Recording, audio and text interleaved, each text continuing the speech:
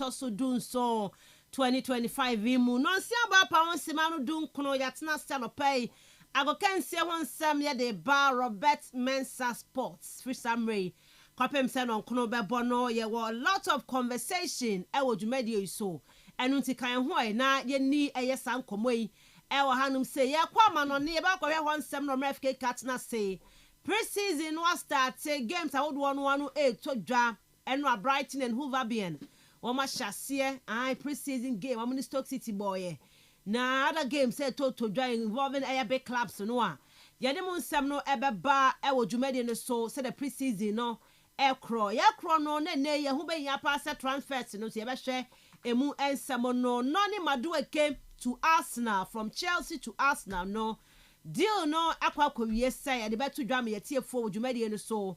Arsenal ne Victor Gyökeres enso deal no ewie say ye de beba e wo dwumadi so nanro da na Nicholas Jackson e na abebom so kopie mo Manchester United na Man U fans ne tie no a omo adra Jackson de omo so omo mpe wo mu team ni mu na ho komo no ye de beba e wo dwumadi so Marcus Rashford, Alejandro Garnacho, Anthony Mo, Jadon Sancho muni ade no nyina no wo no omo shabre te say ye de munsem no ebeba e wo show yi so e de amaw ye be remu e wo FC Barcelona bobo ko ni manu da.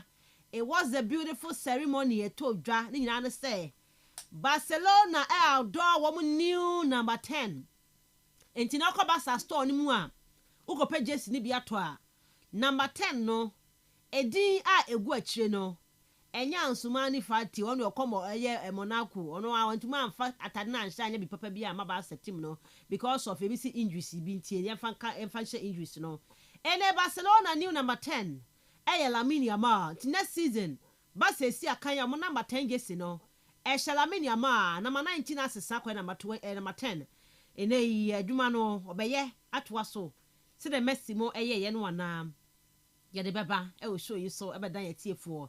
Any other interesting stories if you for my so bano ye de beba e wo dwumadi esti beba fie behwe afisem no mu eno ada wafu zombie no boys no ana 20 no ho asem na making e wo pram Ghana di red card by a manager e wini a game no ya qualify to the next stage emu nsem no ye de beba ye be ramu African Cup of Nations e ma no de na say quarter finals no mu nsem no te say ye de beba e wo dwumadi so ye be ramu e wo Kumasi Asante Kodokwa no adom ne Kaizer Chiefs e ka bomu e kopie mo KNUST school ni mu a omkoye dwumadi bi eno achi no coach ni din e de eye chese Kwesi Apia wakasa afa yankofa e da wo mo ni Kaizer Chiefs fo ntem no any going forward wo mo expect ye de mu nsem beba ye be ramu phobia no yante asem de phobia e de cars ye de ban e to house so opariado mukotu esika no dabai ebi wo mu o hazo folk pa ne kabodie eya na odwe ho awonte ase opare ado akasa afasa akayi ne yabai eni asotwe enam aso ade bra hazo folk team no enye easy o ye togba fede ye de munsem no ebeba enye bedi nkomo exclusively ewa abusua dwarfs ye berram ye papa ochina na je say 1 week papa so ma point a new coach Dwarfs plans for the coach then say pre-season no omo plans and say transfers no omo plans and say nenei na badla nkofo aka no wasempi Fatima wa ye no ho omo na ben team no edian plans no mo wo for air Dwarfs next season ye be recommended a top air management member atwetwe nkomo odwumadi esu a ye be hwe and also home commodity be a dwumadi so commodity do also pan ya boabo including some transfer stories kola ko guso sign pa ye do beba e will show you switch media be down me di e the Miss Ruby Adams ye be kwa ma no ne na face ma FKK aboabo no what to me aboatwe e de amaye ma me nya message on 0244 743143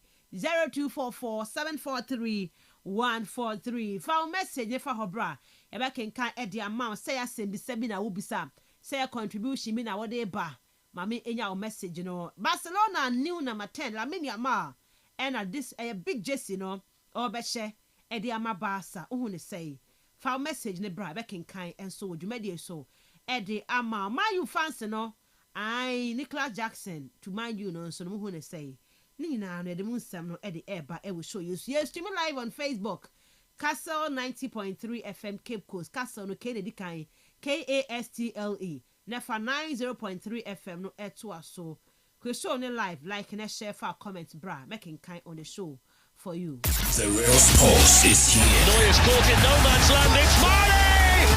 kastlefm. The sports king.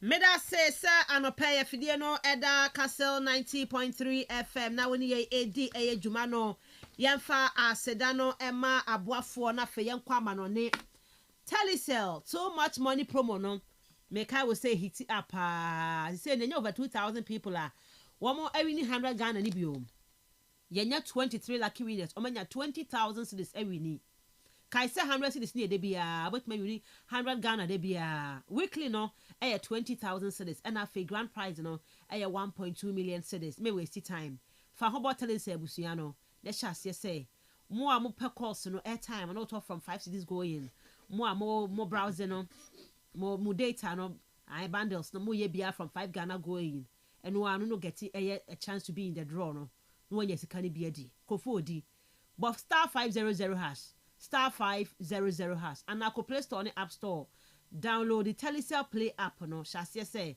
what they year data no I airtime no to talk to we no na wonya kwenya enya sikani bi etumi adi Telecel connecting energies make I say ko high sense showroom e ben way ko high sense quality products open quality electronic appliance and one high sense dey na papa and twenyam kanea no efe ne bo no so wo form into pe TV open refrigerator big gas cooker washing machine smartphones no electric cookers no blender kettle iron nina just name them ebuso our high sense showrooms across the nation wo kuma se won kran takra de watakwa oboase kofodua sunyane techiman tamale hoho ina no high sense ewo ho wo mfimfi manteman makai so masue no ewo eye mankesim ha ya Blue Hills restaurant wan take you akwaje wo de sisi ebebo ama bibia e kama e de amount free 0302 55 0000 0302 55 0000 high sense everyday prices for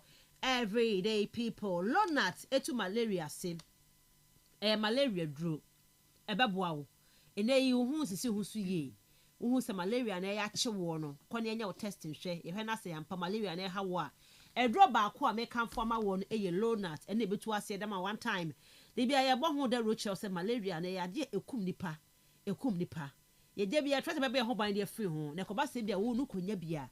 Men no madro bia be kwakọ brobro so ma yare na kwakọ yakese edwa kọ wom misrew to asia prekope eno ani lonat no GBCCA all pharmaceutical shops across the nation enkoda no mpanyifo no FDA4 age edoyi etumi enso ediatum game park chop agudi yedi pesika yedi edi pesika enti pesika no bi anopet na hawo me yedi sha sese wo ye wa wo sese niema wo star 946 hash star 946 hash. Now numbers no 1 to 36 no. What you see 1 to 36 choose one number. First ka push no fa ko draw ni muska ka fa push no ko draw ni mu. Draw ne ba so. Now one number no etumi eba out a. Usika no ye bo ho amount from 26 times to 30 times. Umpe we na per day. Ente be ma choose number 8. Me push no with 50 Ghana. Draw ne buy number 8 ne buy 50 Ghana no. Ye bo ho sa from 26 to 30 times. Umpe we na per day. Di agro bi pesika egu bottom a simple game with serious rewards. Kaiso bebo star 946 hash. Draw on there live on Game TV, on Facebook and on Instagram. Game TV no and X no a Game Pack GH. Into when it's your feed gadochi. Said draw ne koso on number ne piaban obi ntisiu. DB pesika egu bottom. Na bibia enya fine into me emfa emau. Yebekwa amanwane aba na fe ensema FKK aboabo no wabo eche etumi ede amaye. Send in your messages on 0244 743 143 0244 743 143. For message no efa hobra making kind will show no so to me ede amount whether a transfer stories and our pemu details. Enei Chelsea for no makoye club world cup amugu so celebrate no e na wo kan ho asem a fabra sanso ne nei Man United supporters e na deals e kwaso no muhu ni yi a mo famra Lamine Yamal na matengesi no akuku dam e na ahye obasa now ne braso se Lamine Yamal so no e be hye na matengesi no e de ama basa enkomo no de e dawson ye be bie mu nyina de ama e wo show no tutu amenya wo de no on 0244 743 143 0244 743 143 Foul message no efa ho bra making kan e de ama wo ho no ti Lamine Yamal or say my number my history my way inti ampa Lamine Yamal nie na Rafinha say they ain't ready for what is coming. Inti married for no Lamine Yamal she na 19 poni o. Inti no Rafinha say munya mo ti say dia ba no anu odene pa dia ba no anu odene.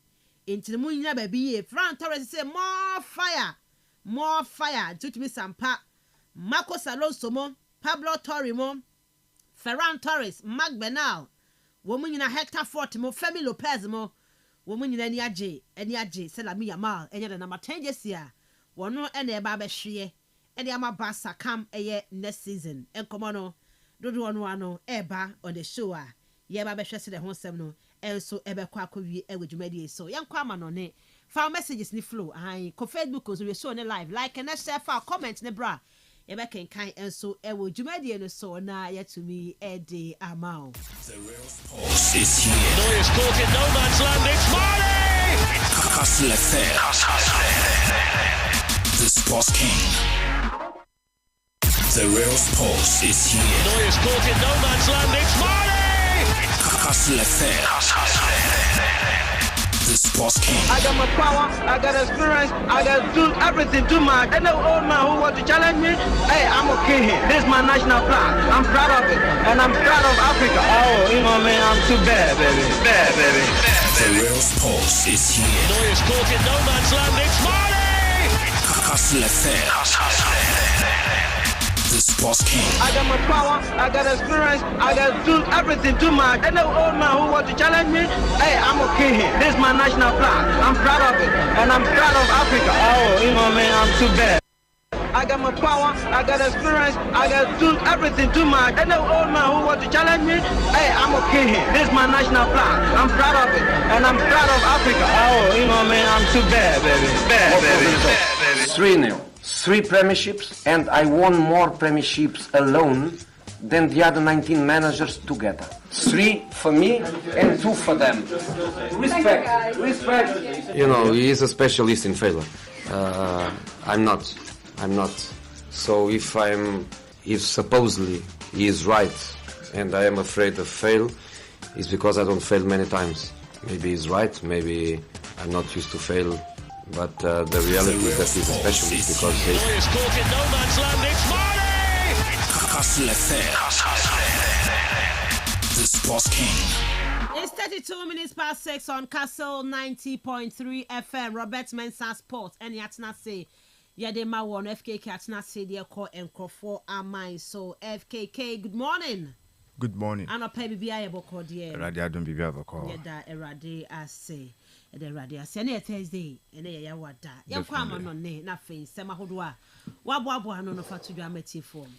Ano pe din semna from on ne de bro Kastle 90.3 FM live on Facebook. Johnny Shona comment like it na share na Thursday the Hawk newspaper no e wodwama so call now so e kojo copy now so etime read the free that end. Yengramu na yemfa 70 family Champions League qualification already dodo na asha sere prelims na nra say na results ni bin so AC ekoye ye ade a Ludogorets Razgrad omo ekwawe kwoshe 2 Emma Dynamo Minsk enso eti 2-3-2 on aggregate Ludogorets for no enso dia qualify ekomo enim sanso na Shelbourne omo ekokokote omo ne Nimford ena a boy 1-1 ne kowie ye ne Shelbourne for no enso enya qualification no enso ede ekomo nim ti we results kakre fi wonom enso etimi ade by club friendlies no ebi eto from Ayaz Boboko no shekam you know MI Park for no team baako Young Boys any Empo Huddersfield equity 1-1 Nice share 3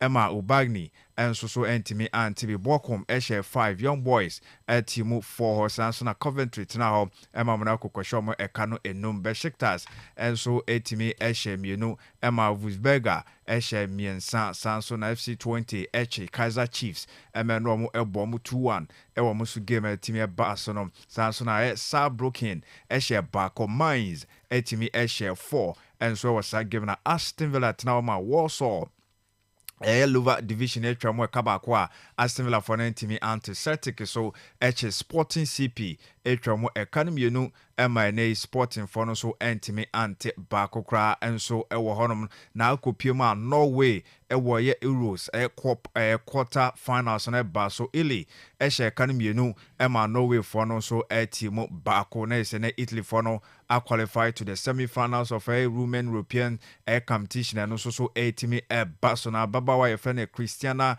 Guerrelli and about 2 goals no and so edi Italian and Hegenberg and so etimete bako no edi Norway man ene ayadia England mayano ejina kono a almost ebo big game omene Sweden ena ebo 7 p.m. na sa game no enso etimi ashasi enso ewo ho ne friendlies no kakra etwa so enso ewo Besiktas boboko no omo ebeji prin no omo ene Petrozalka enso etimi abo sanso ena Portimonense enso ene Fenerbahce enso ebetimi abo ewo na ko Europa no so a se ne yimu no enso esi etie first leg no Legia Warsaw tenefie shekano baako ene 4 p.m. omo ebo October Sanso ena Ives enso so etimi ekoji 6-0 ewo Shakhtar Donetsk nsano 4 p.m. amusu game no second leg no Baso Haken etinefie no mani Sparta Tavana enso so etimi abo mukuta 1-0 edi etinefie sanso na CFR Cluj amusu ene Paxi enso ebo 5 p.m. obia nshebi ewo first leg no OFC Sharif ekuta 4-0 ene de away amone Pristina ebo 6 p.m. sa game no enso Baso sanso ena Levski Sofia enso ene Apol Beersheva enso ebo 6 p.m. sa game no so ebetimi Abaso says wana NK Sergi enso ene Saba ebo Saba ekuta 2-0 enso in fact 3-2 in favor of AK Sergi almost 10 fie no almost so etimi abo ntene se ne besia ko Partizan Belgrade enso ene AEK La Nava enso ebetimi abo we so 1-0 ene AEK for no ekuta omode ko 7 p.m. na sa game no so etimi ashase ehonoma ye de sa game so no so etimi adia browo na ye nhwe ne game so ebetimi abaso no ade a England mayo no enso etimi akasa Sarina Verman ono ebisa no coach Edema England for no said the last time World Cup no na mba no especially edru quarter finals no na musa yie pa but this time around no about 15% and also say na oka edia fa motivate mo say mba no do na be ra coach mu ana. Well, I think what we're all working on is that we hope that more female stay involved in football. We want girls to play football. We want every girl, every woman having the opportunity to get involved in football in whatever role that is, and also in coaching. And we have to push hard. I think we're moving into the right direction, but we still have to keep moving. Yeah, to keep having these opportunities, and not destroying men who are in the women's game also have played a tremendous role. Yes, it's in it. No way for no omo do oba coach ene kwenra knockout no na omo ejinam na no ene timi eba wie ya ne Ili Bema no chene we no coach Sarina Bergman enso akasa dia found sampa kakra ewom na ene wogidie se dodo na no betimi abawuram se nye coaching cramp na ebia other aspect no omo so betimi akọ no omo so involved in the game nti no they will get there no ensema ono so eka enso etimi ede efa ho na oboruoma ni players no so etimi akasa dia fa games a Basono ababawa your friend Lucy Bronze and so akasa their funny position was yampa she loved to join the attack name no their coach in Bekana no so betie I do whatever she tells me to do. So if you analyse the game, I'm in positions that's for the team, for the benefit of the team, for the players around me. I like to attack. I also like to defend. I can do whatever roles asked of me, whether that's from Serena or the players around me. We know the threat that Sweden has, and obviously that's a lot in wide positions. But at the same time, we're a good team. We're a top team. I think you don't want to change too much because you want to give to the game what we're good at. So I've very much focused on our strengths and what we can bring to the game. Yes, yentine nya de se obehwe onkwa ho team enti de coach ne be ma resource aba no eno na wa yentine se o tricky ne position no na se na be ma England for nya resource na ade a obetimi agipene no so etimi aboa emom so etimi abo awini eno Lucy Bronson sema okan so de fa ni role ne position a ono so ebo ewo dwumadie no ase enso Adimola Lookman yeso wanya kan yes enso etimi ede a kire international Milan so obetimi afri Atlanta no so ababa bisia kan enso etimi ede amom we ensem kakra eno so efri honom so etimi ede ba ne Alex Oxlade-Chamberlain na okopiemu ewo Turkish Super League ma branch no yeso nya obefri Besiktas no aba back to England no so ababa bisia kan yesi ababa two clubs bi approach no say ne omunya ombetimi asane na branch enso nya ono so be movie enso etimi ede free honom na Frank Garcia left back at the Madrid Bobo kono de ba and sa branch no betimi free Madrid no so akoba bi foforo yesi AC Milan for no enso so di abrante na chi amonso so monitor situation no say kwan beda ho pe amonso be kono ne Madrid Bobo no atnase no amonso etimi assign abrante no enso Ferran Torres so yesi Barca for enya take decision on abrante na yeso obetena no so a continue at least one season also ebenya with Barcelona Bobo no ensem efre abrante no so aso ye enso etimi ede eba ewo honom ensem efre ba na okokopiem asere medical kano Adimola Lookman enye intankwana na epe atiko no mo so epe ne yepa ma empo ye so mo ne entrance na twetwen komo no mo aye ready so mo so betumi atua sa 40 million euros na ekoba ye se Interfor enso etimi age pene so betua sesika no na branch ense de bi opese otena ewo Italy wantia no ensem kakra no so efri ho enso so etimi ede eba Alejandro Garnacho enso so no yeso oguso a ehwe so be movie away from Premier League no no so a call for frewom se club no emana kwanya se pre-season no mo no meka ho no mo so enye nemum ne sisto wona adwunim no onye part of Manchester United said your coach no edrum bebi na amanfo esusu se ono so eba be kan Garnacho enso so ehon sem no efri honom eba eno so yetimi ede amawo dwumadie no sampa onya move away from Premier League na enkanka Manchester United ono so be fri honom enso so akọ baby foforo eno ensem efri honom enso so etimi ede eba on Kastle 90.3 FM na Jamal Musiala enso so ene yebusan se ne toughest opponent defender bay ena wo share no man ho ekire no se Antonio Rudiger o se Madrid any Bayern ekobo game Champions League last two seasons omo share no o se Abrante no eman ho ekire ni ye papa ntene obetimi akaso na ne toughest opponent a ono so etimi share no ewo mpo game omo so etimi abono eno ensem kakra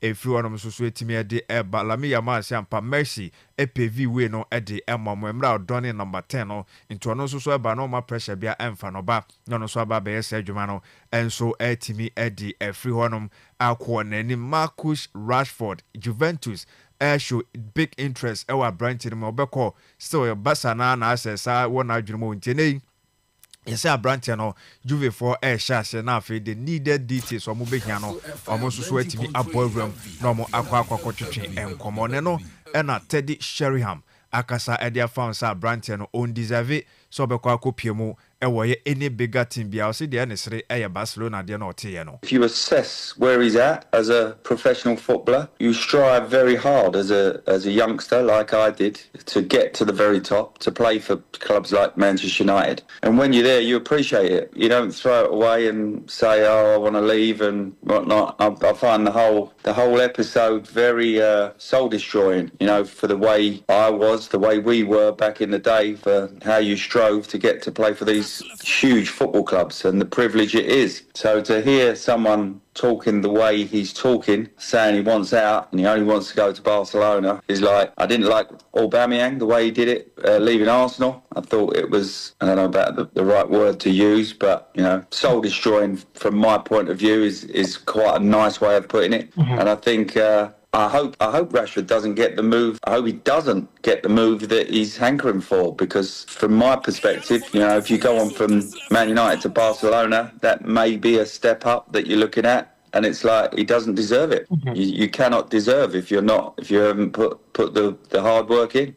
Yes, yentine ade omo Teddy Sheringham bro musia kan enso omo former club before so omo come Manchester no omo ekonkoni omo call Manchester so no omo kokoyire omo ho enso etimi ebo adwuma ne no e no hye Marcus Rashford branch no move away no open enso no ne performance ne attitude no and deserve obi also kosia kan ede ema any bigger team bia especially ote Basade no o se eye ne siri ye papa sansa branch no oni sa right attitude na on force no ho on person be adwumaden enti ne on deserve kra ensem fata no so no so be kwa kopie mu enso ewo ye FC Barcelona bobo kona no eye Teddy Sheringham Bosiakan 1997 to 2001 for ye Manchester United embra ofri Tottenham enso ekokopie mu enso ewo honoma no eye nsema no so aka etimi de fa Marcus Rashford ono so ni situation no enso eho na wo eye ada ensem no players ni bi enso eguswa kasa Calvin Bassey or a defender de ma Fulham or see ni coach a friend or Marco Silva no papa no mfa the needed respect them from almost say papa nem so underrated in the say nkoma players need no so ababonti aba can say enche wo gide say papa no be movie akoya bigger team. But I think he definitely gets underlooked. I think he's for me one of the best managers in the Premier League. No doubt for sure in a couple of years he could be right at the top end of managing one of the best teams in the Premier League. And I like a manager that wants the best out of us every single day, and literally even to the last training session of the season he was at us, making sure we're the best versions of ourselves that day, and that's what I respect about him, being consistent throughout the season. Yes, intene consistency ewo coach na afa de bia no work hard oba players no so say resource na say banti de bia no push o to a limit and so betimi abo amasa resource na timi dia bantene papa say do si ehwe eye ne nyoma no gidie say o deserve say obekọ a bigger club no so etimi abo adwuma enso ewo honum tene o underrated ewo eye premiership no mo eno eye nsema Calvin Bassey akan so etimi dia fa ni coach no na yenko yenim so kakra ewo anum Dan James osia kan de mal leads ena no ya no mu free championship by also more I ready confidence no and so e was through pa. We know there's teams that, you know, the top teams, obviously the players they have, and it's about having that hard work, that desire and believing and always trying to stay in games when we can, and you know that belief and kind of, you know, what we've taken out of the last 2 years and try and take it into the best league in the world. And from last season you're taking a winning mentality as well. Yeah, of course, teams are going to be a lot tougher this year, but I think we come into obviously the league with confidence, but you know every game is going to be tough, and you know we just got to keep having that belief. Yes, yentene wa championship no last 2 seasons no mo abo adwumaden pa eno na abo mo qualify mo event mo wasa gidie no nsa hotoso no say no betimi apushi ama Premier League no mo perform ye ama mo so etimi akamu enso ho Wales na ofri the next World Cup no US for any Mexico for Canada na ehosi wo gidie say mo be qualify na. It could be a nice double for you as well, staying in the Premier League and going to a World Cup. Yeah, I think it would definitely top off the season. I know if I looked at the aims now, that would be unbelievable to go to the World Cup. You know, we obviously experienced it once, and you know we didn't quite get as far as we wanted to, but you know to qualify, you know, again would be unbelievable. And I think out in America we've seen the Club World Cup, what it's been like, the show they put on. I think it would be a great World Cup, and you know our aim is to get there. Yes, internet top of more Ellis and also a priority. Say Woods for some team qualify a quiet next World Cup nibi into a more young one Jumano and some Danny James so I can sweet to make fire Woods national team no said I'm so Bob now FIFA Club World Cup and I said a FIFA World Cup no say a bobo my more qualify almost so and so a bit to me I can be Maxim de Copa. Ono a new player at the Emma Brighton and Hove Albion right back no ball or so share so a bit to me I replicate a branch friend Trent Alexander-Arnold. So yeah, I think he's on his right side, and the time he was in Liverpool very important for the team with his forward passing that was actually unbelievable good. That's still for me on another level than I am, but I want to reach that level too and maybe have the same level like he could do it in the Premier League. Yes, intene ono so ahwe so bedru Arnold ono so level a udru ya no so performing ye Premier League no enso etimi e de ma Liverpool boko na no branch friend Maxim de Copa nsema ono so etimi e de baye ewo dwumade no so ayetimi abo akire enso etimi e de ama ewo honom na ye ntoa so kakra ewo ye boxing mu dia ade a weekend big bout no enso etimi eba so ne de nkomo ebebre eye nsem ahodo efiri oba na no beba na mom Jude Bellingham enro Madrid for no enso etimi de nsem de abasa Branton ni shoulder surgery no wakwa de ba and say between 8 to 12 weeks ono so betimi amexe awuntimi nye training nyina ne so timi eboa na rehab no na recovery no process no so etimi ehyaase wonte no news amad for so etimi dia basa long last Jude Bellingham ne shoulder surgery no ono so etimi akwa yen so etimi edi free honom na okokopio mu dia aranti afa no Michael Keane pano si akan edema Everton boboko no wakasa ediafa Everton won chances ahead of the new season and also so etimi ebaso no. It's going to be exciting times. Like I say, we're going to have a few new faces. A lot changed this summer within the club, but I think the club's only going in one direction. I think it's important that we try and get the new lads to settle in as soon as possible and get everyone to know each other well and the way we want to play, and hopefully we can have a strong season. Yes, Yentino shares Everton for Benya a good start. Players no more bum no more share Saka crack almost so ebetimi integrate your more now almost so etimi erua team ni be said ya next season almost Benya a good start. I know and sama Michael Keane see a kind of Everton so etimi ede aba afire sansem no ayetimi ede ma Duke Mackenzie ono ena akasa ede afa aye Daniel Dubois and so ene eye Alexander Usyk wombauta and also so etimi basono na de di kan kra wo so hwa eye bauta ebeye din ede amadubois sanse Usyk no ne ho din ye papa. You know, I expect him to beat Dubois at the weekend because I still don't think we've seen the best of Usyk. Daniel Dubois, I think, will bring out the best of Alexander Usyk on Saturday night. You know, a lot's been said with Dubois when they're going, you know, they can see from his gym, they can see the Wembley Towers. They're that close to fighting at Wembley. It's home for him. Dubois, you know, that's a real confident statement to make. But Alexander Usyk is equally at home over here, fighting over here, as he would be in the Ukraine. I mean, he travels well. He travels well. You don't see him in close fights. The guy's unbeaten. We don't know how good he is because nobody's beaten him. And more to the point, nobody's come close to beating him. I think he is a modern day great. I think he retires undefeated. I expect him to go home with the belts at the weekend. Enti or share say about a bear din Ediama Daniel Dubois. When say Dubois age no form or energetic no obetimi apawa no huye pa na obetimi bring the best out of Alexander Usyk and ya obia ebehu toe to toe ono no ede beyire ni pa na mum no oji se Usyk de wachire de enti a obia embo no echese no ho den sanso na we well skilled na we prepared so sanso no mfa ni training India gro na otutu to kwan so ebebre enti wom se Dubois etna fie UK na wabode na so wanhwe ya Advantage of na Alexander Usyk no ebeba beto ahye no so na wabono ogidie ewo sansem na no eye nsema akokopiem Duke Mackenzie enso e kan de fa no say ne ebia Dubois won nyoma ba ku mienu miensa bi eye sa details no wonyan writer ebia no so betimi abo Usyk.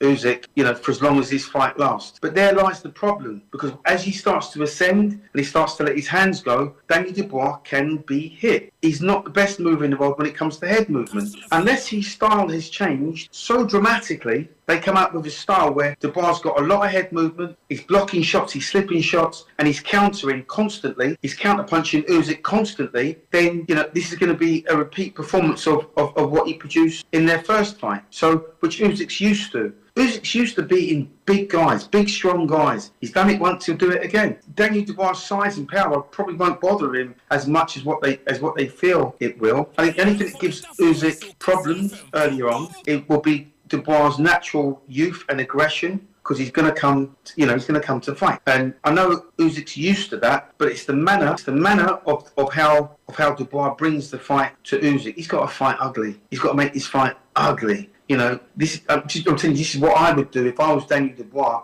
and I was fighting Alexander Usyk. I'd make this fight so ugly. I mean, I'd hit him low, I'd put the nut on him. I would do everything I possibly could to take this guy out of his stride, if that were me. Which I'm sure these kind of tactics have come through Dubois' mind, and I wouldn't be surprised if they're the tactics that he uses. Enti eno Duke Mackenzie, former professional boxer.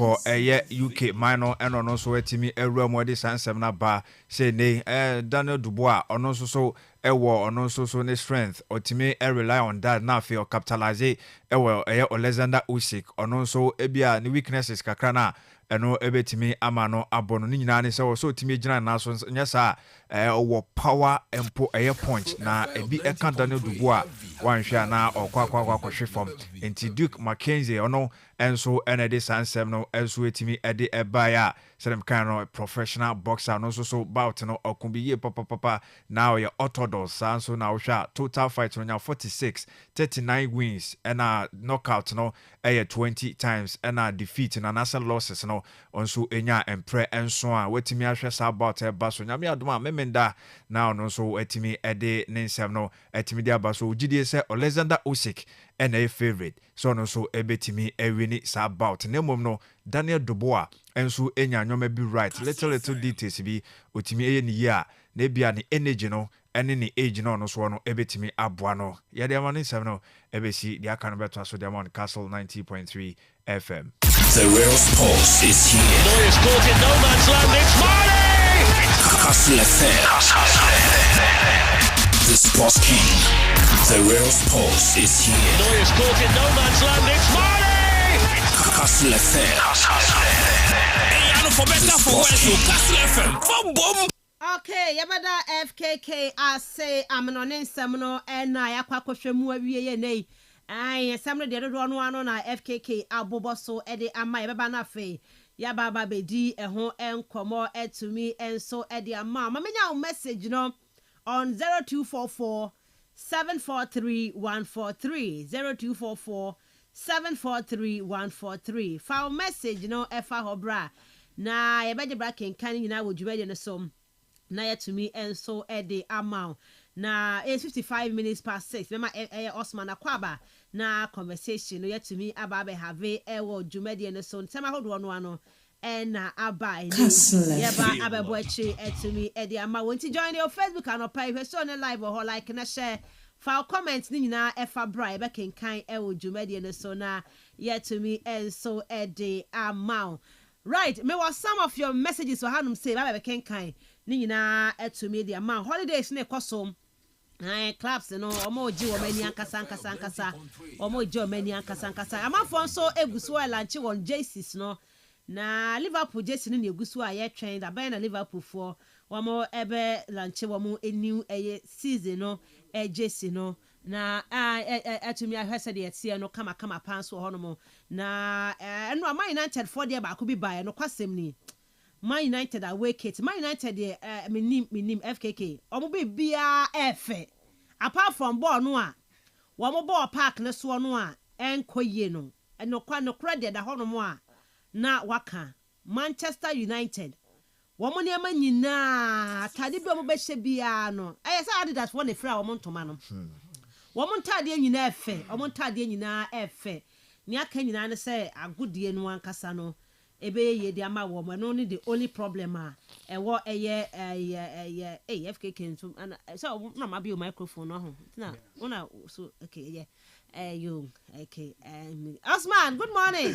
Good morning, Miss Ruby. Bibi aboko de Yakubu na do bibi akama me te sound bi nam say una wuti ya o ya anya wa ya FKK ese me be hunde ma okita me se mo hade hwe FKK de bi o hye mo na Mr. Ogo ka chem se no mpodi am wa me kwantiment ntwene nti me ma to atwene Mr. Ogo ka chem se me ntwene because no mpodi onya easy am wa me nti no ma fa ma to atwene ba mo se me nya ma me hye me pe na ma ye fine sa menim still wa kwa psychological bi so nka me ho pa de mazi bi ayo no kam ko we aboniki un ma boniki factory keke ka me de ahye m aka e ba ble papa ka me mitite mitite ai ne sabu shafo nyina ho yes and then you run manti asem papa yes anopa we no hye mitime pa de nkoma ye be check akra po e bia na abompe ase yakopone de erupo yakopa bibia kofie no yakopon ye wadom na nyena fo kofie but me ma e be sansa kofie bi o na akwaje box yes menu bia menyim o ye menyanko ye menu anso nyame ye na adom wie school no nya Ghana Armed Forces and I went listing more room on him. And then I from the winning accident, man. Wash no qua. Yes, so Obama camp. In fact, hope, but that is life. I think Brenta we keep take come. Yamaya na domina no so or join the Ghana army now about Buebusia. Now work our campo on your day. When you school and service you do my dinner. Sneffy Bay when you do manual or the motto. I think for so Obria boy school and when say your mom would see and all kind. Young Cabusia for ya. It was serious. A very fine gentleman. Me madam be no queen. No so Ghana School of Law for my Camena Dom or calling to the bar. Less than 1 year. Na no so we be kwekusi yakopon kwotino botuma ya mazi we nti oyempai boy grace and a favor nti pay abompa de pay na kwa akọ bibia akofie no yakopon onye wa adom na nya bi foko enya bi mfa nkompo a wankasa fa honde fo kofie bi na ro bi kofie na aja da kazezi ekofie na baba ye am emotionless oba ya tete aba ha wadwene ntino yakopon ombo nyina ye ho ban ombo nya ye ho ban okay na friends say Kevin De Bruyne na ye man no number 10 jersey no na adwen say ya de Maradona jersey ya retire jersey no ya de man no he thought say man number 10 jersey say this is for just training training keke and you know number 10 jersey ya retire but oko training grounds and number 10 no and De Bruyne abeshe e training grounds there adwuma e de ama e Napoli bobo ekuo no honum ti no press for the infrastructure training pitches in Ketia Cape Coast and Audi Fra what they no e de abawa ha against all is Chelsea any human heavily club Chelsea amen every barren womb will be given the new world club baby. If you like twins or triplets, no more barrenness. And to the men, the same scenario. The low sperm count will be cured immediately. The angels sent by God to MetLife Stadium to support Chelsea came down with over 100 million new womb and low sperm count solutions. Before our trophy celebration, I used to me Mr. Otua, but today they are going... giving it to me free plus food anytime anywhere if I place the order. Kapi from Abum. Kapi Kapi me that's a personal message na ba. Kapi and I'll do the abent. Just my sort of message na say Chelsea trophy no abagye no. And in shabebre na diaba. Enti nei o bompire ya bompire nso a Chelsea dim ka ho. Enti omo oso omo ntumi nwo nya ba be wo. Memo low sperm count nya mo baba ye adwuma ni ye mo an ye from Mr. Otuya mutua so munya kwanya endi no ene mo ntua ba mo benya ni free ye be serve mo so de aka ho kama enti ano ne nkomo akapi e de aba enti na free ni akopem 2029 no akomaso de bia no Chelsea for de aba enti kapi ene de we e de aba ya no pay ya me da say now I say good morning kastlefm fraternity. Pedro Neto has won 3 trophies in a season, so I want to see him in the Ballon d'Or conversation. What the video be? Hey, yeah, easy, guys. Okay, come on. And we're 1, 2, 3. I did 3 trophies for the go. And you know, United right now is a bad club and a mid-table team. I don't see them in the top 4 once again this season. And tell them Jackson is better than Mbeumo, so they should accept the offer. Mr. Cheeks, the way Eddie Abam. But that's my man you from Poastamin. Na me refi omo. Joshua Zegze wo ho. Yeah. Rasmus Højlund wo ho. Yes. And o manya yellow wo ho. And I wo Bruno Fernandes so we hobi. Enti this say no kwankanya bad sa o. Jackson. Ana krabi peja ne ho. Na body man Rasmus Højlund. And so Casemiro ne ni nua friend say emfimfin we akoda omo small boy. Kobe Menu. And so hobi. For this one akabiem. Mason Mount is also available. Mako toilet back here so Mexico new say Colombia new abegina che Colombia mama. Mo center back see Lenny Euro proved say last season he's a good player. Lisandro Martinez and Magua Ponso Fiafia ho kakra. Magua so experience adebabua. Mo boy ya mo kofa no last day Dogui. The guy approved so good but adren no I so kakra. Ko kakra be farm man kakra. Problems no and so bebre amorim ye preseason amunya boche na maso ahye do asemenie me ba Man team na atiefo man team na match sama wo. So if the same analogy like club be around here play so. Oh, they will need some. So the same analogy Chelsea should keep Nicholas Jackson and also Abom why. But to be here players or be improve the others, of course, and which is very important. And think America Chelsea's young Chanka Chelsea team is can come. But I still don't be no getting spell phone because one compare Madrid and Mona and so on. America don't put they are far off than him. But then once you need new faces to push that competition. The problem. But what was his and so they will need one or two. But we saw them last season. And actually some of them are in there. Obayes na mo wonder style no obeye what must it is some way preseason when obeye yeah. Okay. I'm not sure that these guys are bad. Them. Mubanya be a bakum yenu be a sibia be come. Munya bo chala more pressure. I don't mind for more pressure. Yes, say for to no one to. I'm to be. I dem na ait na from Elko school na wade. E ba ya on the table be si one no cook na zin na hyehyem. Ye yinezi na wan koten tezi. O table do hwe nyi do. Mana roho account. Wo de ne fufu ne wele. Say nye bimpo. Bimpo na nye bimpo anko. My omo fufu ni wele. I say greetings to everyone, and I know Yamal holding the number 10 will help him because my God have won same number when he was in Barcelona, so he will play well. Okay, me that's one for D and Fankanwama. My name is Awudu. Okay. From Enswechi, Barcelona all the way. Lamine Yamal will kill some people. Rafinha, see you ain't ready for what is coming. You know. Move now for good morning.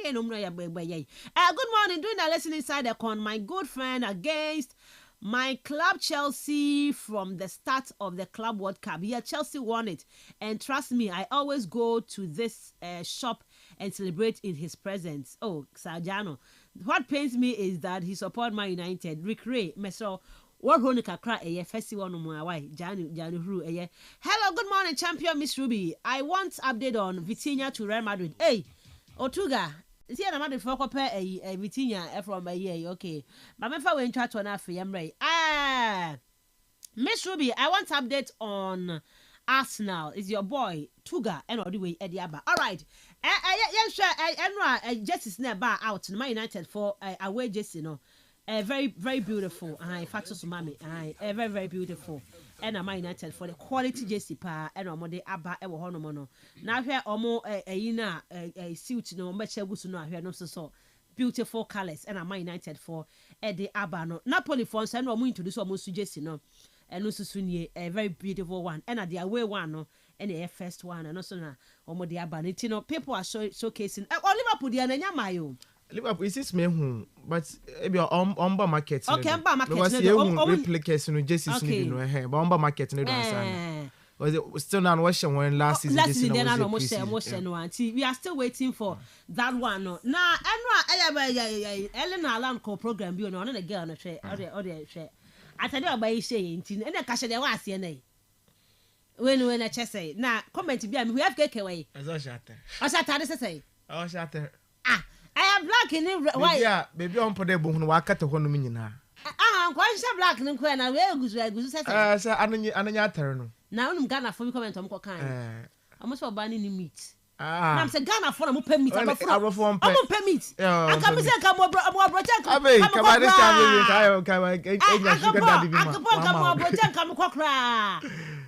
now is a hand for FKK. Now meat. How the meat here? What is meat?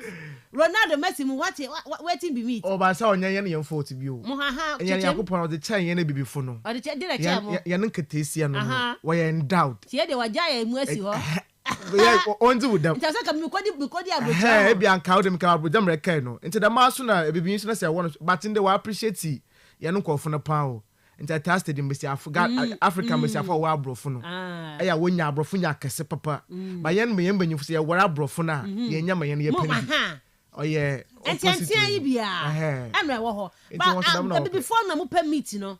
When you near Chinye, so called and a mamma mano, and Rasmus was a friend say a gay or bonny, or better ebony and 9 years when you say air complaining, send it a natural. My people are saying, say, be a friend. I said, I'm to be a friend. I said, from Uncle Pomoya, Master Kamoya, my money, Fefremua, I'm right now, age of crack himself in your cranker. Now, Bobby Henko, but Uncle or Simfa, I say, I'm going to for Hefa. Oh, Enti no Ellen Haaland girlfriend kwame na hwe. Ah kwame na say wo wari ye say wo de etemu na akofaaye. The term na akofaaye. O ti ase hwe. Wa pu ni ma cho. The term na akofaaye Ellen Haaland. Ene ti Ghana fo na mu hu a mu si no meet no meet no. Enti no ba beto him dress in the power. Ellen Haaland dressing even there onye that kind of Juice Kunde mu one style ni. Debi. Even the simple but classy. Me hu ni picture ku bia no she suit no ogodo no jacket no even there boy no nyem dressing. Ba hwe ni stage now definitely urban dressing is about fan kwa. Oye cracking you pa, oye cracking. All right. Enti e kwa ma no na ye di nko say the black like meat whilst the white likes the food. Aja Khalifa. What do we? And so the abandon. Good morning, Miss Ruby. Ozai. Food and meat have a difference. Nah. Oh, meat, meat, food. Meat, ni food, ni now. Good morning, Miss Ruby. In fact, Yamal deserves to wear the number 10, but he can't reach the height of Ronaldo and Messi because of how he has started. He should calm down because there's more room for improvement. All right, may I say for also a message I would about Hanono. I say look at the top performing teams like City, Newcastle, Chelsea, PSG, and others. It's clear that modern football is driven by money. Investing in quality players is key to success. Manchester United should take note. Without significant financial backing, they will struggle to compete. Until United is sold to the oil people, United will not rise again. Russell from UCC. Mpacho, Chelsea, they are no, you're talking about oil money. Osman. David. Chelsea own an oil money. David. It's oil money from Kwana. It's here, Jumanutino. You're face one. Good morning, Mr. Barcelona never learn. Oh, this is how they treated Lionel Messi, giving him outrageous contract offers, and they went bankrupt. They are doing the same to Yamal just to keep him. And against for we no go talk. Tell your Chelsea fans to stop making noise about their players being in the Ballon d'Or. Ballon d'Or is for the performance before collective individual performance before collecting glories. Agenda boy from Equa Pro and I would do and so to me a day about her. All right, then go quickly into I'm on a conversation in Munafia. There were a lot of issues to discuss. A feast munti. Young Quamon on it quickly enough in Como. A stories are FKK at the buy and a transfer stories and other interesting stories are able at the banimu. The real sports is here. Boy is caught in no man's land. It's Marley! Kastle FM. The Sports King. Okay, Osman. Yeah, Mr. Didn't come over on. All right, Mr. B, Mama Dasi on a power be on Yenche and a tape on your phone and I end when I said on a power so. You know, your baby shame be a while, your baby's in common. Ya queen and you mean to the bottom. I join the feed no Facebook, a room of Facebook, I will search box no. Or your Kastle 90.3 keep course. Kastle 90.3 keep course. I like your page now. Na I share now my comments and so on. Hey, I know for better for worse, so Kastle FM. For bomb. Ruby, anapa way, you ever start na using come for your FC Barcelona. Na nkoma wa bo biara zibini a rental for no ye Lamine Yamal. Ne contract extension away to no za mo ye FC Barcelona. In fact, signing the first professional contract of his career. Na yen nyina yim da Brenton no sign a contract no or 6 years no. And Brenton no sign was mo ye FC Barcelona by the year 2031. And Brenton no contract no obe end or honum. Now, for security reasons or obvious reasons, in Barcelona went to 1-2 sika, Brenton no way to na was man. But he's going to be part of the highest paid players currently for Barcelona. About to na obejiska. Now, one of the conversations Osran Brenton ne di ho yes the home come wahade extensively. And afi yenina so enyim there. So Obanda number 10 JC for FC Barcelona na. Or that iconic jersey important players no and what I watch that my jersey no. Now on your fluke there, Ruby say can number 10 jersey for FC Barcelona, yeta years in home come. Few other clubs where we are seeing how they say once you acquire certain numbers you on the map. And yama etus in the players I watch those jerseys no. It is always iconic. It is so be them jersey now they need to prove and then do something better. Instead of Madrid you talk about the number 9, number 7 jersey. Manchester United at the number 7 jersey and Ronaldo Bebe Shea. In the up to now, you play in the absence of Ronaldo no. Where to na washa or they achieve something great. The last person I'll be Shea that I'm jersey or trying the best at one for no was Anthony. Mason Mount to them jersey. I think no so Bebe Fay. When you're about to know on board. Echo Arsenal, for instance, you talk about number 14 Jesse, Thierry Henry. Also, I should have my Jesse no. Since then, no be about for Jesse Nibiano on 2 more on Shem from Bobo. Into the last play, 2 more for the Ama Jesse no was a rental from ye didn't get here. You who the kind of performance are ordinary and they or they could pay more Crystal Palace. And the club beyond an iconic Jesse, sir. What reverse so much. But Jesse numbers no. Okay, but they are just numbers. But club beyond a Howard, numbers no. Awesome humble. Into FC Barcelona, one for number 10 Jesse no farm ma Ubia the Maraqua. Obi abo winner was number 10 Jesse Bamano. That person should prove it there, Jumano, Obotum not Waqua Honum. Now, interesting before about the history of the number 10. No, Ruby so far in the history of FC Barcelona. No, 6 players away to na wash the number 10 jerseys. No, one Munko 5 and away to na waji or yeah, the Ballon d'Or also to na Ozesi Wanado. And the last person to more question Jesse went to more fine Bibiano was Ansumani Fati. In this Abasha, Lionel Messi share J Ballon d'Or Nibi Honum, Ronaldinho share Dama number no to the GB, Rivaldo share, Christo Stoikov no so share Dama Jesse Nibi. And I been here Luis Suarez, not Luis Suarez of Uruguay, but Luis Suarez and also put in the 40s, no so always FC Barcelona no so to mobile shake them just now, no so Balando no to J Dama convertible award no, or just in another. Now in the history of FC Barcelona, Miss Ruby, say Abasha in the 20th century no, and I been an Anglo-Filipino player, on the first ever player by Basha Dama number 10 Jesse no. The papa no was from Henry Morris. And Oba Beshadam just around that time no now footballer we ask him hade no when recognized numbers that or your distinct to play via the urban registration each and number 10 now was registered there anytime bonizing from that club biano only neighbor bonizing or honum even though number 10 no but not on yet there Abakada he is known for that jersey no but I don't know the first person Otumobebe in the history that is the masterful one first ever number 10 Obebe no. But a player officially, Otum no be fa that my number no Otum Oshay started Otumuna Ozzy Jinizin, Obon home was in it was in 1911, and I brent our from Oye Paulino Alcantara, Obeba for Oye Dama Jesse number 10 no so Obashay. Now Papano Oba for Dama Jesse number 10 no. In terms of performances, Zizi, Ruby, Oye as I brent no Otum no Obon home was in that time no in football no. Now when he starts with the revolution now. People tried to change a lot in the course of the game, you know. People were getting to understand the games, you know. FIFA will try one best over to way improve the game, you know. Various football federations try one best there over to know about the senior mum kakra. Into Papa way around that time in 1911, no, and no making sure there. So yeka one of FC Barcelona for one ever another greatest players are. What Donny Jesse was number 10 now. Papa way now ya zo tum no ka ho. Na interesting no Philippines honum. Inti Abasha Philippines no nye I mean football is it and katwaka no wa himfa because urban Philippines na ke bekara ko ye one movies na nyama bi a won so tum na woye but there were those days na your players are coming from those areas no inti abrente way no ye English also ye Filipino and Abasha Dama Jesse no na ne career with FC Barcelona no about 399 games so honum ma FC Barcelona and Otum was shared 395 goals. It is shared the games of boy and a goals no share now. He was only shy of 4 games. Ebaka as a compare averagely. Papa no went to na one go. So that means that the numbers no it was that crazy honum. And what you do baby we need a lot of trophies no Zama FC Barcelona. It's no Urban Copa del Rey now. Papa no 5 times and Otum no 5 honum. Up in the Spanish league now, that is Catalonia football champions now. 10 times now upon Otum Local Kwaji or Honum. In terms of international football, no, or boy with all 3 countries or Honum. Inti Omana Nankasa Ofimuno, that is the Philippines, no. 11 occasions and on you one boy, or 14 goals or Honum. Afe or Sanso on ye or yes Spain man boy, 14 occasions or 19 goals.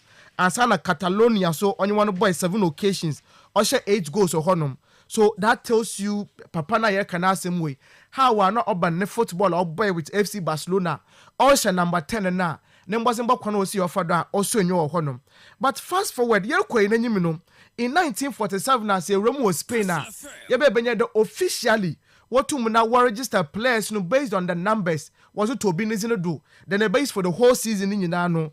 Papa wa friend or ye Laszlo Kubala. from Hungary and obebe said the number 10 jersey was my FC Barcelona no so no mbazimbo no otum na okonken and right from there no so bono hombazin ball almost about 281 times my FC Barcelona or making sure that so banda yes number 10 jersey na no so botu ma shana wa bono hombazin manyama konken Ruby yes is man able do the 21st or year century honum starting from the year 2000 FC Barcelona be benya Brent of no year Jerry late Manen no so your midfielder and I share war year 1999 to year 2000 and I'm so be share Jesse no fast forward from 2000 to 2002 you benya the Brazilian legend Rivaldo no your forward be share Jesse no so boy kunanyim kakra in 2002 2003 after Rivaldo retired from the Jesse no Juan Roman Riquelme from Argentina no so be share Jesse no just 1 year one chero honum and no so azema or year Ronaldinho Neso 2003 to 2008, 5 solid years. And I also be share as a ringer, Zemoye FC Barcelona. And I be the one player, Otmoma Jesse number 10 be the mainstay now, or Lionel Messi. And Ruby Abaka also from 2008 up to 2021. Check the number of years and the kind of exciting performance. Lionel Messi otumuna ozi dami Jesse no ozi be ye honum. In fact, so the Ballon d'Or season for Messi to be regarded as the greatest of all times, it was between the period now Brenton usher the number 10 iconic Jesse and I'm bossing both to my boy Honum. But fast forward after 2021, Lionel Messi moved on and a benya and Sumani Fati. Then also Baba show the number 10 Jesse for your FC Barcelona. Now Oba share Jesse Ruby. Or starting a career no. Menya sure they better na had a complaint that Brenton starting no. None bossing both Senua. At that time, I won my number 10 Jesse. Now you're one of the players that very exciting to watch. He was that guy. But it was rather unfortunate. The injuries and on my brain and the career no went to no one koye. And so many fighting issues no yet today makes my car. And so many fighting is be there. Off the pitch no soon be no yet. They be up a party. Ebi or invite to say be a show for the benefit there. One kwa and one kwa me. Oko ni holidays are not from Kofunzi when they mpanyufo nkwaye nyamanyama bi, but it was just pure injury, pure footballing decisions no. And our Brent no affecting the number 10 Jesse no went to na one fine yejuma. Inti say extra players are wotum na wash number 10 aje Ballon d'Or. Na Ansumani Fati be she ya bekade. Only history nezi onya something good to write home about na. And o chere ne number 10 obesha obasa no enyama nkoyi. But in the number 10 no kwe be na no. Waba besi one of the exciting young players are currently in the year bonisi na. Ye boka the greatest another one currently over born na be kada one bosin bon osunwa. That is oye Ansumani Fati. Now Ansumani Fati my hint that number 10 Jason is oya azoba for away from wa IG and on other social way no. Lami Yama sorry. I went na kase post me hu there. Say hwe one wash number 10 Jason na. In fact, what also pan wetum na wash. No obi obeshe da ma Jason bia no. That person or iconic or make sure that tomorrow be different or honum. In days when your crowds obenya Lionel Messi an example na obotum na we shiaz na ozi efim or honum. Now Ruby Abrenta na afuto na yezebaman. And for me dey make there so onya injuries obotum affect players ebia na externalities no and obotum ba affect Abrenta no. And that would be to the bad press for instance.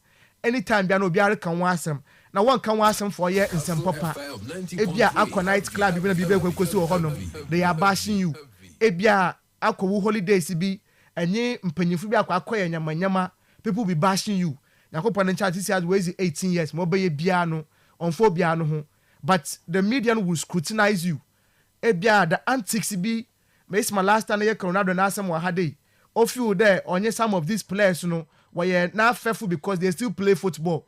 He needs to understand and respect that man penifuna where is the canfono. You may be a very good footballer, but Oban Ejuma Ronaldo Mowa Babaye in the game of football now, you wouldn't even try to compare yourself to some of them. Start or honum. Only an Oza a Ballon d'Or no, me sure that also to na wajibi. So I'm hoping to see the next 6 player basha number 10 no. Now that budget or the Ballon d'Or no, and I feel the Lamine Yamal per the environment when you were FC Barcelona. So be keeping the head down. Or make sure we focus more on the game. Not on the outside issues no affecting me baby. We may feel the bone of bottom now kwako ball honum. Into number 10 just no or iconic one family play Biajan with FC Barcelona.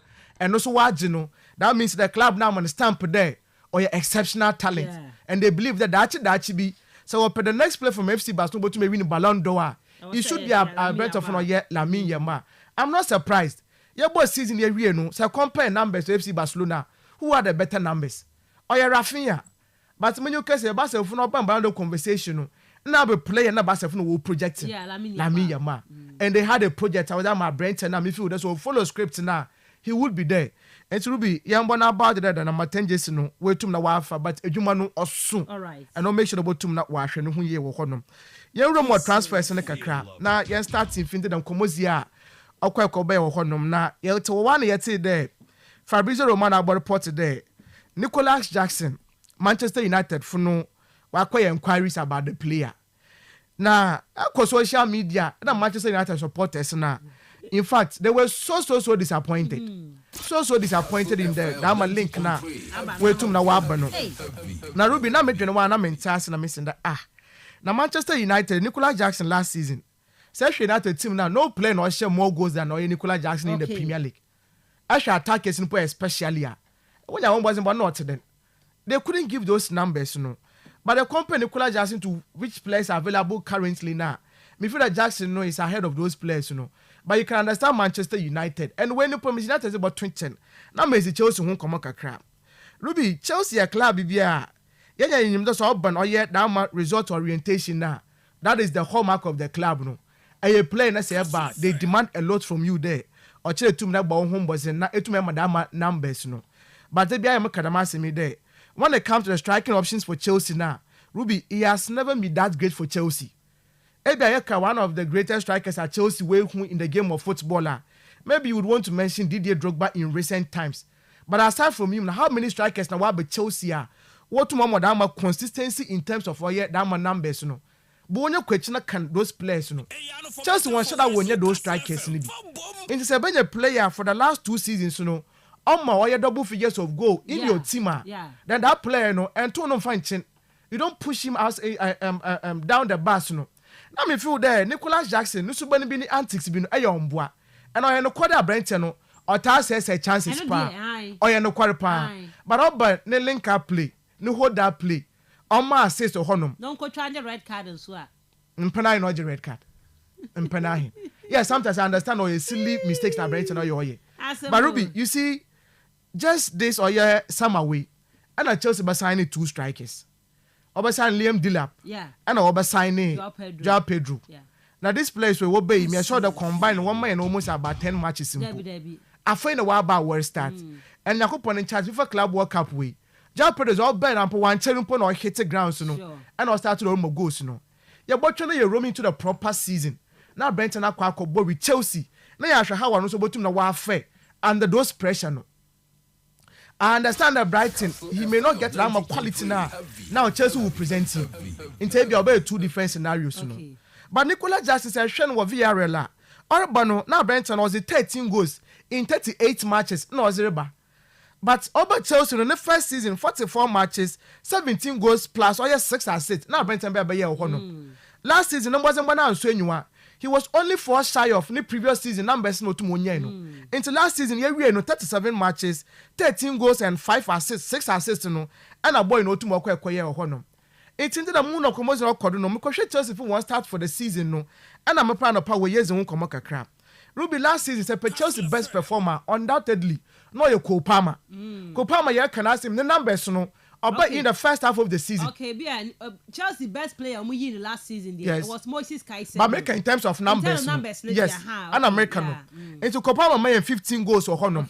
Urban assists or may 8 or honor. The next player for Kopama no or ya Brent for Nicholas Jackson. Okay. Premier League na Brent 10 goals or honor. Or Samsung 6 assists or honor. Just imagine. So as you look compare the other star, but now also from their previous clubs, you know, they also did better. And for me, this is the environment. Ebeka strikers were bad. They struggle to make those numbers, you know. Into the Chelsea, when you 2 strikers into no, we feel that rent away, you know, on Yazu to the extent today, Yenja no Monko. But to be a while, he understands the pressure. He has the experience of Stamford Bridge. He has the experience of playing against some of these clubs that Chelsea would struggle, you know. In the stage, no Konan Kafuna Warbano, once we wait test bido. But coming to play for Chelsea, you know, or a different ball game altogether. And for me, I want to feel that Chelsea. So what to my job and the competition wise, no, once in a while you won't compete, it will help them. And are you sure, sir, the guy is ready to stay and compete?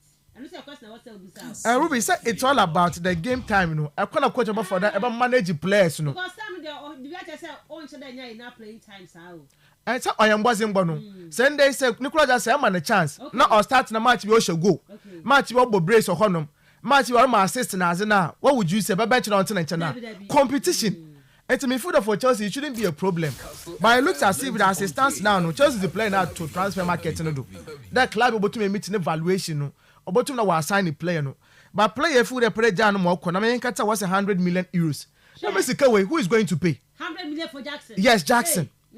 Sika yet to the Chelsea for was out to our branch and doing, and that is a problem. And the yesterday is Milan for now. What kind of bossy Casam will feel that branch and nobody has to do into watch one per day or bottle. But United for was started the ones who is in common with whom United supporters who won't pay some of these deals. No. But I thought the Ruby Nicolas Jackson no, on your finished article yet. Okay. Or your player good at 24 years of age. He has more years. He can improve. Such as when you have Taiwan no one. But even with Manchester United, nobody can players that would surround him, for instance. Sure. So Rema, why not? Extra chances, Rasmus Hojland, who won one to one point share. Nicolas Jackson can bury those chances in the But for your football and Urban as a class supporters, a one power. They wouldn't like you. They wouldn't even want to think about it. That's been about to know why. But interest will be on your football. Into Manchester United supporters, no. This is Nicolas Jackson for you. Right. And Mr. Manyamaru Kono, they are exploring the options there. Opportunity, but there's a about to know why I signing. Now I sign a rent and about here Manchester United into that is it. Ruby Uncle Italy, Adimola Lookman, ended them play Bisano Hassan. Yes, now interestingly, yeah, but there 2 clubs and currently. Why you ready to put our battle out and was sign our branch no. Inter Milan, one of this year no way to now while room straight to the opera branch no say opportunity but the man obotum na was sign our branch no na yate Atletico Madrid in so. Ruby say bisa me ametina hade na. Me feel our branch no when ya a new environment while for Zaman. That is the Syrianum. Last season ball boy with Atlanta and wasn't ball boy otum osu enwa. Unfortunately coach now my problem akwa no. The coach is no more. And the command is Suleiman could pay more to position or bono. While another competition. Nasika was a tall Suleiman no. I mean, sure about better than bench. He will be a starter. That means a direct replacement for a year Adimola Lookman or Honum. And upon you can say, you had to the 40 million euros no. And an interphone where you're willing no over to yes, Atlanta. That is the price for Adimola Lookman. Let's say a club ball Atlanta and a club ball Chelsea. And Chelsea clubs no pedigrees who. Chelsea no was sort of crack down or yeah Atlanta. Chelsea what on one as was a value no was about to do. Into Adimola Lookman, yes, the interphone over 2 minutes on the personal terms no. Or agree with our Brenton no, na 40 million euros no. We could to me for be a good squad inclusion. Zamoye Inter Milan friend and the numbers no, it never lies or honum. He has proven in the Serie A in the Champions League so numbers and bono oyaza utum na okon kanite. Yes, of course. It's no so oyaza numbers and bono so anywa. Now Ruby yanko Liverpool. And there was come catch there is a certain chess play bia or kodu or honum between Newcastle and the Liverpool no. They just need to understand the situation there. One person would have to keep on a striker. Now kon sign be baby. Other than that, Newcastle sign a striker bia. Liverpool also need another striker. They'll go to Newcastle Honum. Now once we quick cuisine come. All your conversations not recorded. They need to understand themselves as clubs. No, they won't take a decision. If not that, then Newcastle may force Liverpool there. Over to escalate outrageously for a player one per day beer. Over to that hefty amount. No, none of the quite CBA. Liverpool for a quite with or enter Frankfurt today. A brand of Hugo Ekitike no. One has to put they are interested. Because what Alexander Isak no Newcastle is in the player no, he is not for sale. Newcastle for one intent that they want to sign 2 strikers, they want to have 2 strikers in their team. Into no Isak no Batsna. Now was a critique na Baba Kahubio. Now was them 2 boys no compete or honor. Now be back on your greediness. Ruby Derby is about monetary stand no. Who's a customer say financial stand what should you do? And so the Funatre they can spend within their means, no one's who are calling him. And that is how they run their football. Into Liverpool now quite for Hugo Ekitike no. Into Brenton the tussle no, it is continuing. Eko Newcastle position there's another player who is better than you. Into Eko na quite second fiddle. what would you do? But they call Liverpool Sisiana. When one said that when you striker because Nunez no obeko akwa position no or the one no sanka Diego Jota one no man can be competition. But as it stands now no, the number 9 position for Liverpool no will be on the Hojan. So you go Kitikia, what would you do? But decision in Gina Brent no do. Okay. Ojinesika the 2 clubs no. Over towards our more entering Frankfurt. Okay. Frankfurt funds were per 100 million euros. Wow. And yes, Newcastle is 70 were rejected. So it means that Liverpool will now acquire.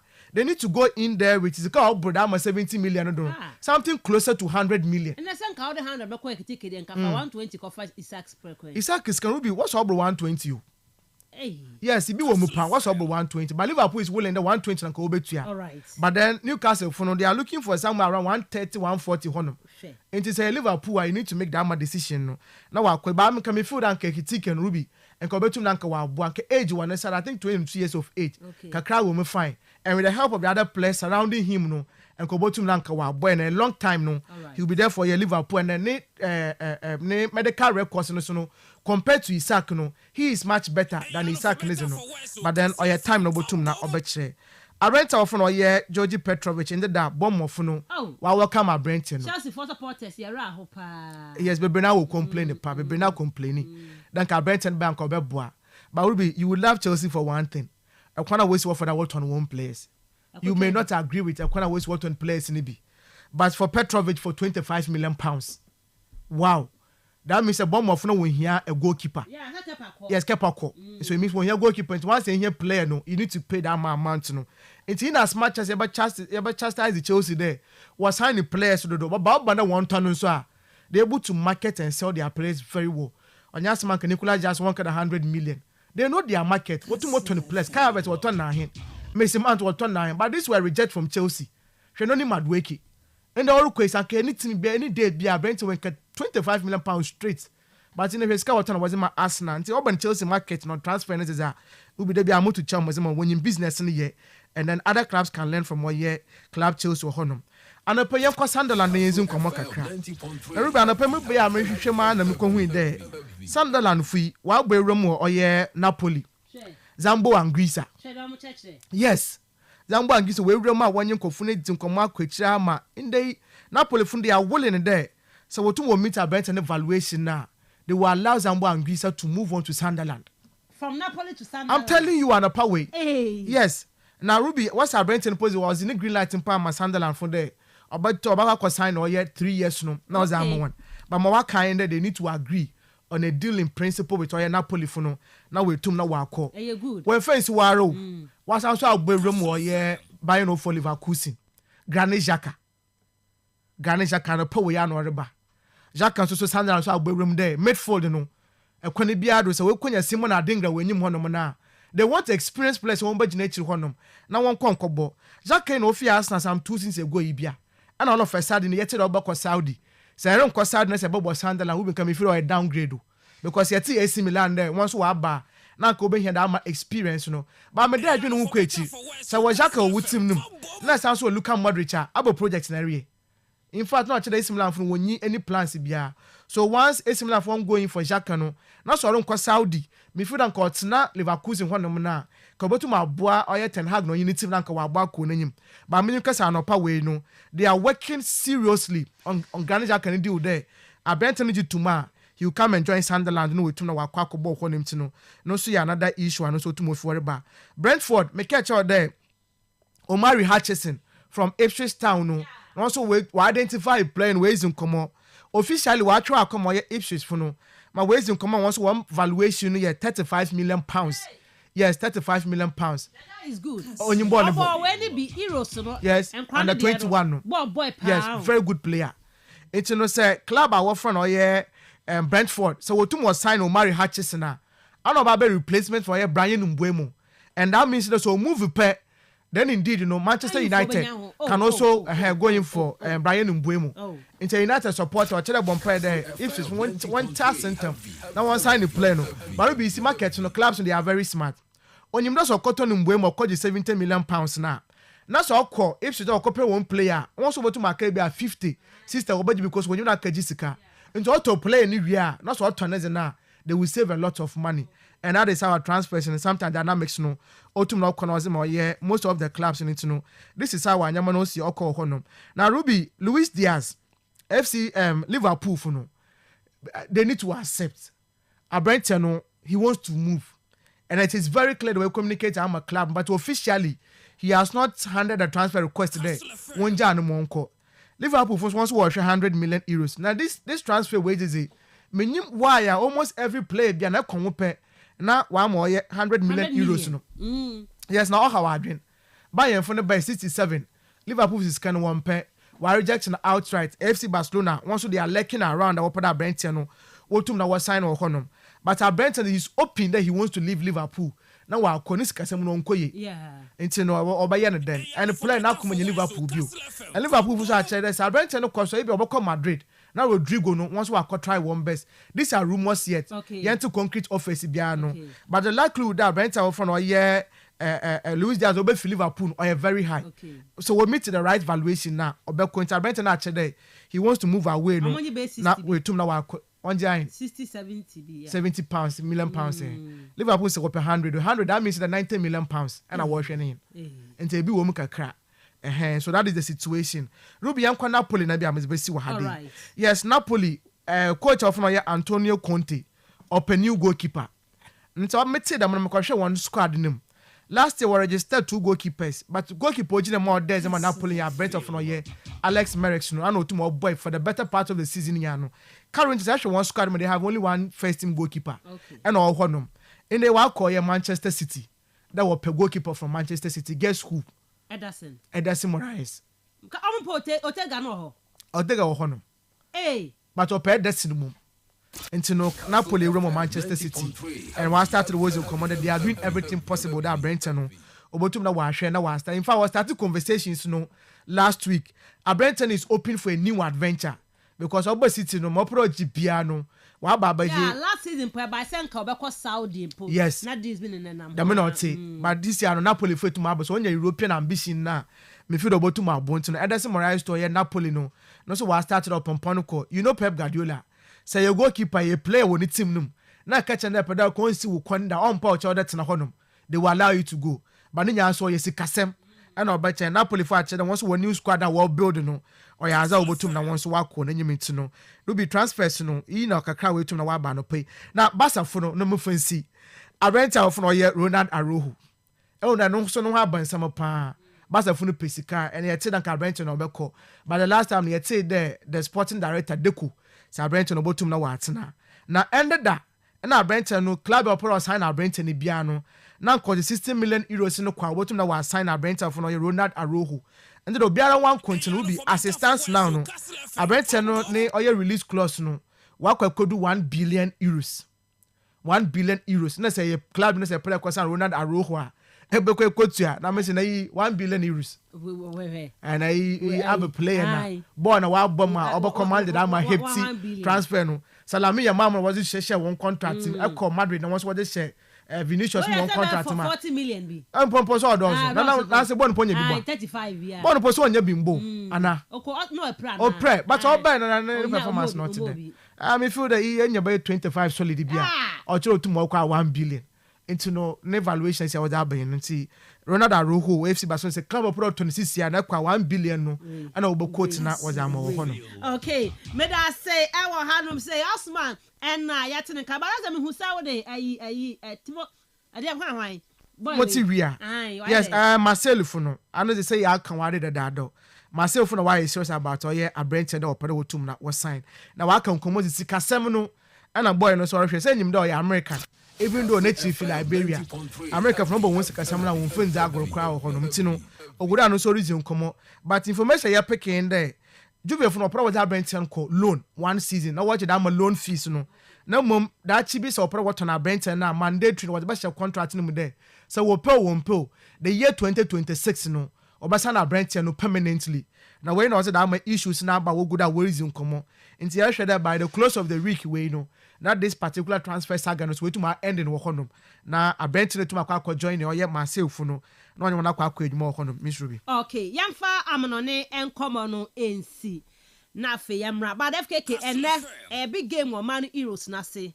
Sweden and England and Asia our the quarterfinals enye easy me kai say that game we omumiti our World Cup no ase the last time World Cup omumiti was here was a very tough game there ko even extra time and ko penalty shootout mpo na Chelsea goalkeeper na odama Sweden and say as won na biem ntinei England and Sweden a very big game I ask now for Ghana or say the Champions League final no Blastenians omunya ohodomo a omba ba hia eye England man nti we they be see for Esther in a big man and then the girls no and 7 p.m.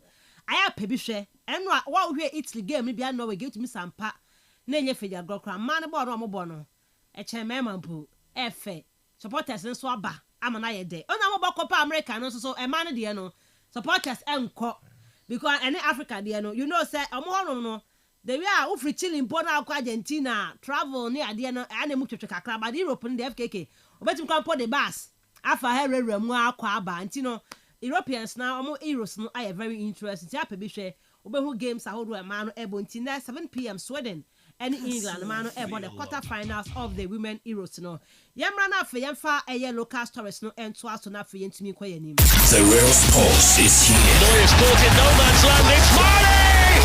Kastle FM. The Sports King.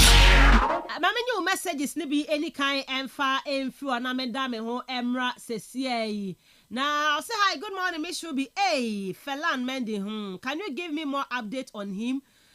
Miss Shubi, is your boy Vinny Jr. FKK Felan Mendy way. Oh, so on a injury. Injury, and okay. Onyanya fits that. But all. But that's all married one man. All right. But Omunya Betono. Yeah, Omunya Betono. Okay. Good morning, Miss Shubi. Yamal hasn't reached the time to wear the number 10 jersey. AFK camper. Oh, what do? Now some money for to cry. Mundo kakro ye the man. Okay, see I'm from my. Minim die. The Maya. Team no mu de sisi ade ono a. Set 10 jersey yes o mu de mo obi akeke. For now po obi a award that name to put Barcelona up there. Mind you, say almost so by 2026, 2025, you know, they are on maybe a Spotify, no, 2026. Yeah, I know. And I'm up will be our what's our name, no. So, and you can't so much team no more award in us for several things, and I say, a Codemana, but it's not about that. It will be a Ubunidia. Now the bass a batana. Now I say Ben, now you're calling him no more turning. It's all about Obi Alberton. And he's also from the La Masia. Why is he so high? And a bed. Yeah, he hasn't because he hasn't proven yet that he can do what Messi did. He's not going to do what Messi did.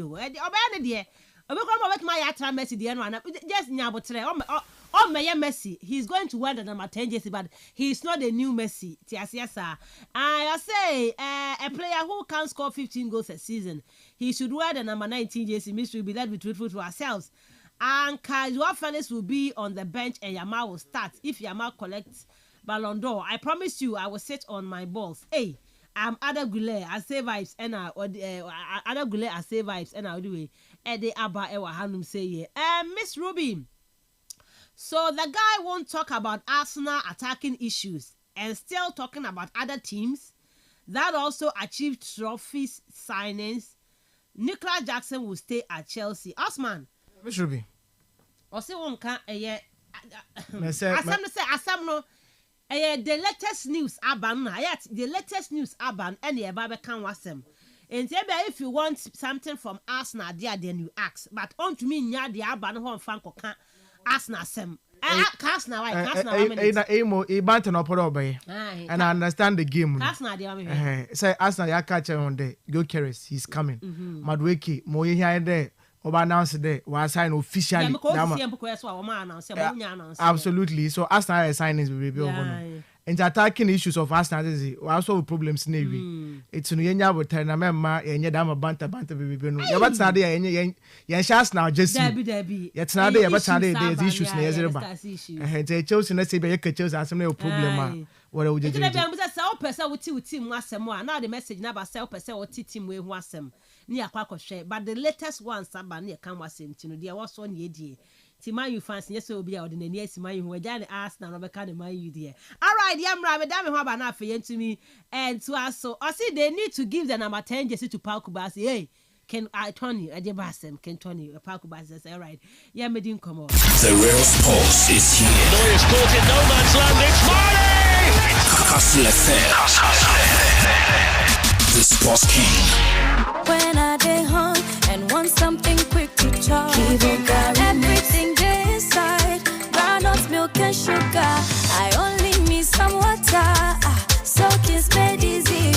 Kivo carry mix, eat a bio, chop 'em anywhere, eat a bio. Kivo carry mix for your office, boarding house. Kivo carry everything there inside, groundnuts, milk and sugar. I only need some water, so kiss made easy. Kivo carry mix, eat a bio. Kivo carry. Kivo 4-in-1 Gary mix. Soakings are easy. This advert is FDA approved. Cities not pick you. Send your movie say no sa. Ya tete ya ni amani na so. Kastle FM 90.3 heavy. Na jiwo Samsung, TCL, Media, any Nasco nemu ni amani nara. Say ye TV, refrigerators, air conditioners, washing machines, gas cookers, home theaters, microwaves, any ni ekika ho eda wa kuma sina. Ya tete so. We the cities na pick you. A pick it. To send your budget to Tibia. Bra, Emani Chow, cities not picky, Electroland so home. Fanny say what the 1 Ghana cedi, every 30 Ghana cedis, cool chop. And I say 30 Ghana cedis, everybody 300 Ghana cedis, cool chop. Na 100 cedis bet there, and the crowd here easy crowd. Dinkunim 30 times, and we yibako agudi anymore. Near here say obey abapano, a free otariki to ebimu. A matter to 6 a woman, ama wedding kunim. Na anya enunquano, babako, and I say bo and 9 impreno. Debia, nanya 2 Ghana cedis free, won't pay way now pet game. Dial star 946 hash, na shasi a bonus sia, and then ensa eshe game pack agudi anymore. And yeah, mawana won't if you do watching.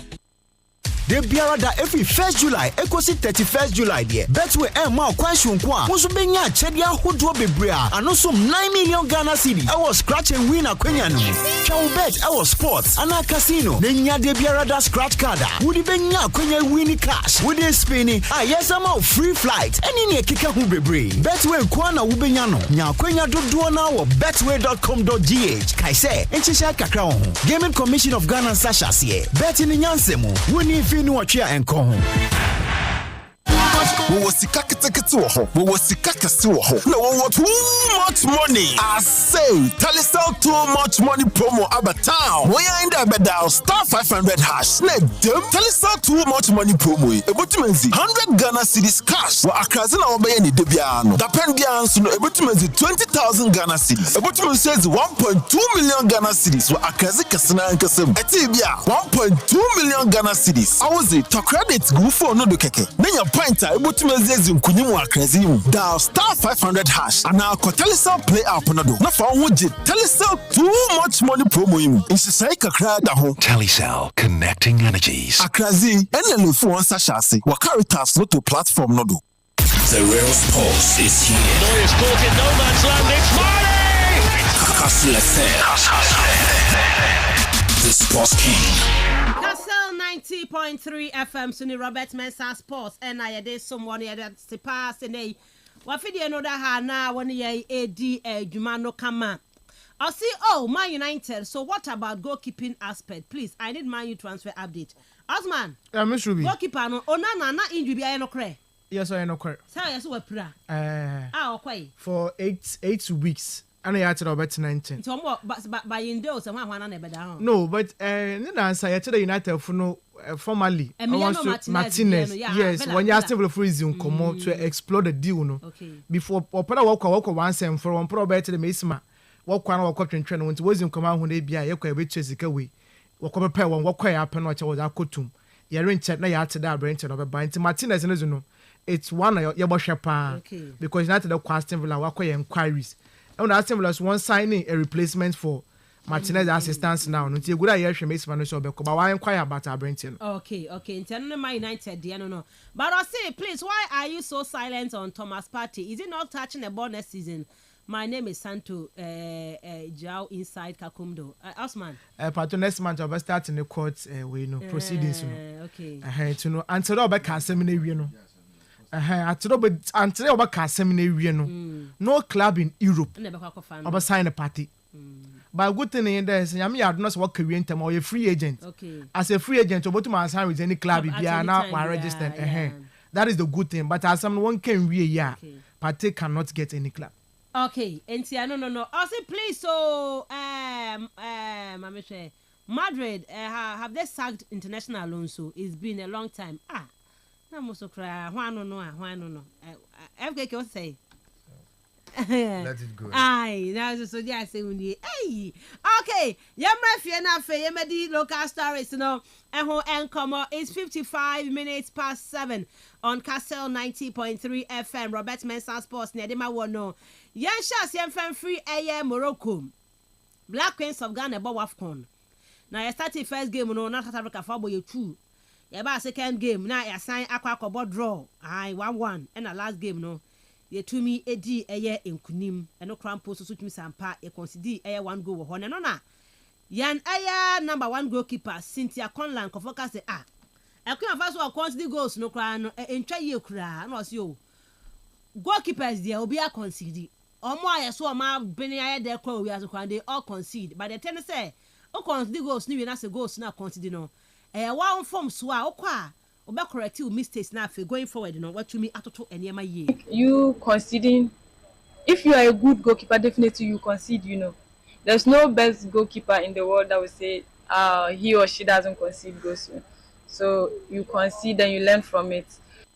And and Sama Cynthia Conlan no goalkeeper Edema the Black Queens of Ghana no one so etumi ede atudwa mabo eche ede ama ye tiefo dwumade ne so Kumasi Asante kodokobekwa kopie mu and so was South Africa no akwa kodi dwuma ne nyina no ne omo ne Kaizer Chiefs game omo akwa no na kopie mu a enoda omo kopie mu KN University school ni mu a junior high school no woman empanyifo ekokoshia ye tese Kaizer Chiefs fo so ba ya womo kodidi nkoma hodo pii kan mo abomu a wo betumi aboa promote school sports ene ne ma hodo pii ati wo mani so na me the pictures ne beto Facebook we sampa coach kwasi apia edi mu tintimban pass tese nei womo ne kwami pokumo na akọ comment na se akwampoku govado so akwampoku ni ade se akwampoku ni ade abade nyina mu no womo kokopie mo hanu mo kokodi dwuma hodo pii na no na coach kwasi apia na to dwa se nei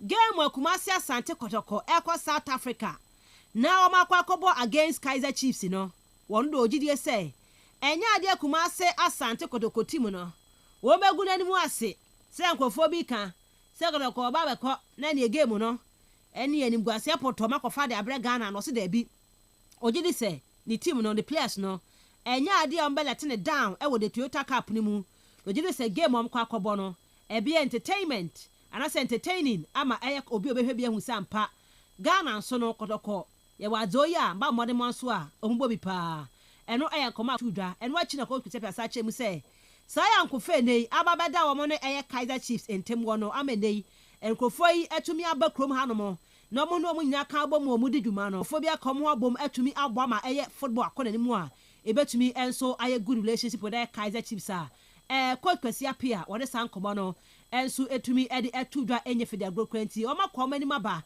enche bi omba kopie mu enso wo South Africa na fei dumedi aka echenya no so no wo mo etumi enso akwa ye no nkoma Africa dokofo na fei Kaizer Chiefs for edumedi ni mu enso etumi edi atudwa na meka kodokofo ho asem no enroda wo mo yi a new player de akire new edubiase omo winger wonya 23 years Philip Amo wabepiem Kumasi Asante Kotoko Bobo Ekwonimutino Kotoko enya another player or a winger from New Edubiase and waba 3 years no waba be sign Ediama Kumasi Asante Kotoko ntino signings no omugusua yebi eye bi e ho no no so no mabo atwe e de ama yetiefo e wo dwumade ne so yento aso na afi yenko eye ensemfoforo mu a enrada okopie mu a wafu eye zombie no the black eye sunlight of Ghana ye bomade ne etumi eche eye Benin e bom ka ba ko mu entumi antie Ghana eje red card e wo game no first half no kana wi ediwa but guys no to me manage we ni game no by 1-0. The goal scorer no Abranti ni di edi eye bless ege sao kind FKK Golden Cakes yeah guy no amko de kobo eye Golden Cakes FA Cup final no sure o take kanma Golden Cakes no bless ege akoni ball bueno a wono e na wotumi ball modene e hye goal no ede ma eye tese ana 24 no a ekoyie ede ma o my Ghana yetumi ede akoye ni mu enso no nei Desmond Affair say na Ghana ebe hia that eye green pa no be hia so be show character after red card no guys need show character ye pen na bo ma Ghana to qualify ye nei ye de ekoye ni mu e wo tournament no ase a Desmond Affair enso de san komo no etumi ede atudwa yanko Hazo folk eno a yanti eye good news Hazo folk ene ne FIFA order wo mo so muntua $150,000 and from our dark tactician Rene Hendrick ne wepie mo eye Hazo folk a wo mo terminating the contract no wo mo say na a wrongful termination of contract into hearts entua $150,000 nya no kwa Francis Ajete wono so no yes hearts for wrongful termination of contract no omuntua 106,000 Ghana cedis eni ye cedis bodini ye dollars and Ajete de eni ye cedis ena na nei ukopie mo pareado hearts debeto mu ni o opare mu ye ni de nie wo se nei for coach ni mo 90 days so almost have a problem no and Ajete de so mo few hours bi also mo de quarantine nyina no on be ka bomu an tempa no pay for ebesi ano kwase da be ya ban enkonkobo heart for a team so. Yes, I've heard your comment. Yes, we've received that notification in relation to Rene, your former technical director. But what I can tell you is that it also says that it is for a 90-day period. So I'm very much positive there. Between now and the 90-day period, that's whatever that the club will have to do and abide by it, so that we'll continue to move forward smoothly. We'll continue to do that. When it comes to Francis Ajete, what I can tell you confidently is that team, a lot of our supporters and now all of our supporters want to hear the good news that the club has cleared that, so that the club will continue to move forward. Now, I can say that in a couple of few hours that will happen and House of Folk. It's an issue no answer around the Accra House of Folk with you. Sa issue no answer around the Accra House of Folk with you and no young come out pariado. What the every heart at the Bentica na ba $150,000 for Rene and I feel 106,000 Ghana cedis for Air Francis Ajete. FIFA Nasha hat says Kano Wamu entry.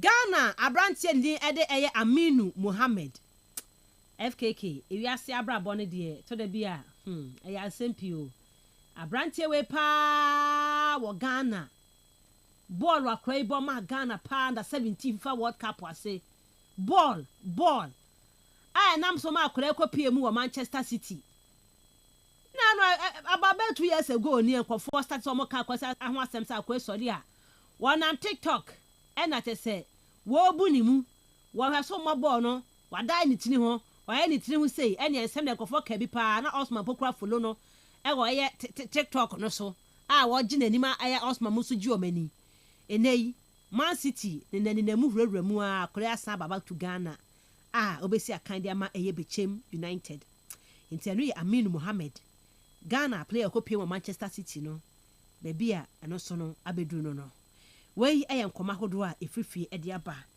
enche mekwa amanso na afemene eye top management member from eye Ebusia Drafts edi nkomo on eye the new eye coach on my point no the pre-season plans are drafts ewo and the transfer plans hodo a omo de agu akwemo no yetumi abedi ehon nkomo odwumadi so the real sports is here. No, it's caught in no man's land. It's Marley. Kastle FM. The Sports King. FKK, meba ho na fe ya share enkomo no ase na mom no Betway scratch and win promo no ekoso. Obetuma win a whooping 9 million Ghana cedis. Eno e wa mra wo bete on Air Sports and ase casino ni mu. Na watumi anya wo daily scratch card. No be scratch card no. Na bi sika ne wom, sika wo mu bebre pa, benya bi adie. Ebi nso eye free space, ebi free flight ye de ma wo kwakopem 31st July. Enti bora mu e wo Betway hoy. Na wo so no ekwanya enya sika ni bidi ye chiche sika ene ahodo pi wo hono mo a wo be betie no na wonya wo daily scratch card a achede pi ewo mu e de ma wo bet www.betway.com.gh Kaiser terms and conditions apply. Betway for say bet the responsible way. Betway for say get way more. FKK yeni nkomo e wo local stories ni mu.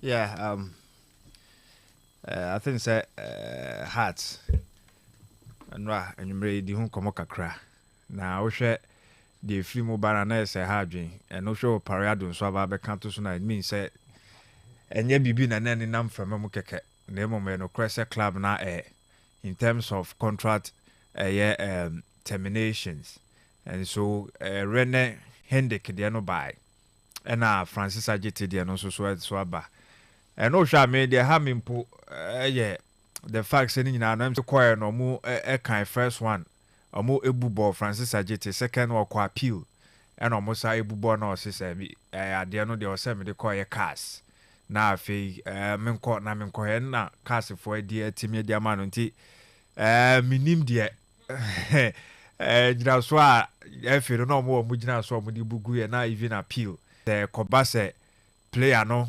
enam kwan pa so de na asema ba na asem ntimi endi mana na de na mum no mo ankasa regulatory body no mo exercise mo na mo mfa nya adwuma me ha dwe and FKK and e be koso because we've already said say yen FM wo hwe they are the same club owners no and odi no odi atia no ho enti players dey say come for no say omo ni bi Kastle you so yankokwa sika wo for all you know na sika ya mu half cramp no kwa ne sa some people abudisem ni pabonesem no mu di okrom ha no yes sure what for be buy ene ne ya adwuma ontua ne ka obi ye ntua ne ko ba be ye complaint say wa say ye wo team wadan for team nti no uni asem ne ma no be bogu player no so a sa adwen boni we e de ti krom ha enye en me kai pa mra alaja kan biya I think say before banning mupo because some players be who some say ya na ne obekwa akọ mba so ka Osman city obekwa akọ mokwa foforo be ba bebo yes and ye catch almost say be ha mo ha no na enye se bia ha sorry no okuta sikase okope player onya bi nto obenya bia to ba those players no mo so ba mo de adwin bi beba so on say yen so say kodru sa level na ne wo se prepare wo se boaboa ho say mo ni yen din ye a yen so de obefa mra kwan so and that say I once too many atoto asodo and then sem fatai had to focus yes say operado e ka say ene club no boaboa mo na ene time e dia ma mo hwa agiti dia na atin so mo 30 days and I'm say Rene Hendrick so dia na 90 so ebi ombenya mre kakra enso so atimi e de aboabo mo akwa kotua ka but e ka bi o awutua why si bi o no mintimi so e ka bi o ha no mutua ho sebi ase kwa ye enkwasiaka so atiase ase ade no sika kakra bi tuanamon keke montrase sa eboso kokoso kasa ne sa ade na ye de eye place ni bi no eno anema clubs ni bibi ekosa situation mo ka ade no bae no makoma no enko form 10% nyina embra form because we football club woni players ene be adwuma ne de say wunya bote na no hu a wa ni players be delay nti say odi aye nkrofo bi na so mo ankasa enkyere say nemafo mo be omo so de beche nti de aba no sa eduru me bi kotokofo na hate omo pa o nti maybe by now omo say you see Valasa chips and pony play and po no person on be ko no ho why because ono de odi any client on fan chow or say contract ne ye de ye adwuma en na boama game na ko animu o sign a contract de wo mu bia no word by word ekosi ase na say signatories no ni nyina ma ona de a e wo say contract na ye adwuma enti chipsa about 3 players or so o linking to Kotoko one form one chomo kra o make sure say penalties bia no obeje no dey am any players no akọ anymore na Chelsea cry terminating for contract dey bia interest ka ma o compensation na mebre wa anya kwa dey o say utua enti na menti assess heart for jeja mo ho sa and hanom no obetimi aye nhihye a ebeboa wo club no a ebeboa player no so ebi a installment because now so mo ngintum say emse ball no ba wa mbebo amaye enti sa de ehu hia say ye tue sika bi ama no that is not football yes sa de you know o sign a contract no unless a player no any binding contract bi obetimi de akere enti hwe resource na say the releases no air ban dia it means as for omu etwa chiaye omuntua name going forward no baby I me there said the parade we can say going forward saa de no eni so to omu biem na MD no not why dey o buy say saa nyoma bi sei no obeboa na club no ayi omu ho afiri mu ade ba ko na first house for di twa kotokompoa enye se na omu ne omu ba ebi omu hwe omu keke wo na mom say eba na administration wise administratively unya has for saa nyoma no say ye de omo court ne saa nyoma no na empo say ombe kokrampo na untimi ndi omo so nkunim ade ba ko so ana has for didi hu ye pa enti bi kana amponsa ba ya okofa saa Brazilian lawyer no ede ne kokko hye ne management no e raise a whole lot of discussions but o ka say there be and o hwe that moment na saa ne 3 years stint no obenya with Kotoko no se Kotoko ensem bi ekokas ne saa nyoma no empo so omo edi nkugo enti important o wini cases bebre in fact na bi mpo dead cases abeka say omo buy no omo benyane no ni nyina no wini e de e mo nti important pa because banisa o integrity at stake club no ankasa o dibia ne de we a city no at stake ni nyina no so mutimi bo ho ban nti going forward operado account e be fa no voice no I think say important because you come to an enke betimi a long way kankasa technical director dey $150,000 ebi wo man kebe boa club ni ye pa one way or the other I don't know react to Ruby way oya tete and maybe I can how to folk what about home was in infrastructure ebe ye bibia ho no ebe wie na say the human resource na anyone be ye djuma oba no football and brother oye different na ya na ye kana some of the support section of the supporters say I want to see because people we say ka we your zero na club no and they put a sign in place person you know is can be na se culture when you was about club no ho bra no na se dem se kana so was go to compensations na azina aha wa adwen ikuma de ya ka several there e kwana is here for that yes sign players ya nya due diligence one secondly plan was in bompo no on present the project for my player there this is what we are going to use you for into plan all by within one season so wanyaza also play no uncle na how one item by sign player there me ukwa akoye djuma mo ukwa abrochi mo kwan di na mo kwa akwa menya misikenti no parent club na amase na ka no muluntia who does that it doesn't happen anywhere e won kofa what game na ase na mbra wozi ye djuma na ubi nka me asho academy se nyina nka orinsi nka at this stage at this moment we using komo now we are talking about the managing director when I was say of Manchester United no be now in this year place negotiation and contractor you are talking about Alaji Akambi Vincent Odotemo one work place in one sem play be have had to focus will complain now they don't talk about anyone else other than this them kofe bienia ya ka on asem way I will be said to bonakasa put your football professional club no put all run now he needs to get fine brains one now what game na say one now you up to date touch with the reality I never dey bia bebre say sign a contract at least you should have some exit clauses be in the contract enyim da abana adwuma mpo say ye adwuma with obi na say bia mpakwa preje no kwana ebi wo wan work that 2 months salary or so but I stand to be corrected etuezi manyipako na ansa na wa kwentime justice blame easy o chechirem in fact mpo say club was be kan was a man that is the good gesture I am a player no feel there nko ofi menyi won ye adwuma no wo pema asem na mo so me pa won asem there would always be that connection no but heart is here can want me it is becoming too many because of how sections be and I am by quite on by force I compare benya bi on record larger can be on one country place in be we heard him so many times you catch them a corner here for that new place a casino it doesn't work well if I can say me the casino yes Kastle kwa no boyezin but akure say win wo case legal charges no was it manyi probable lose case no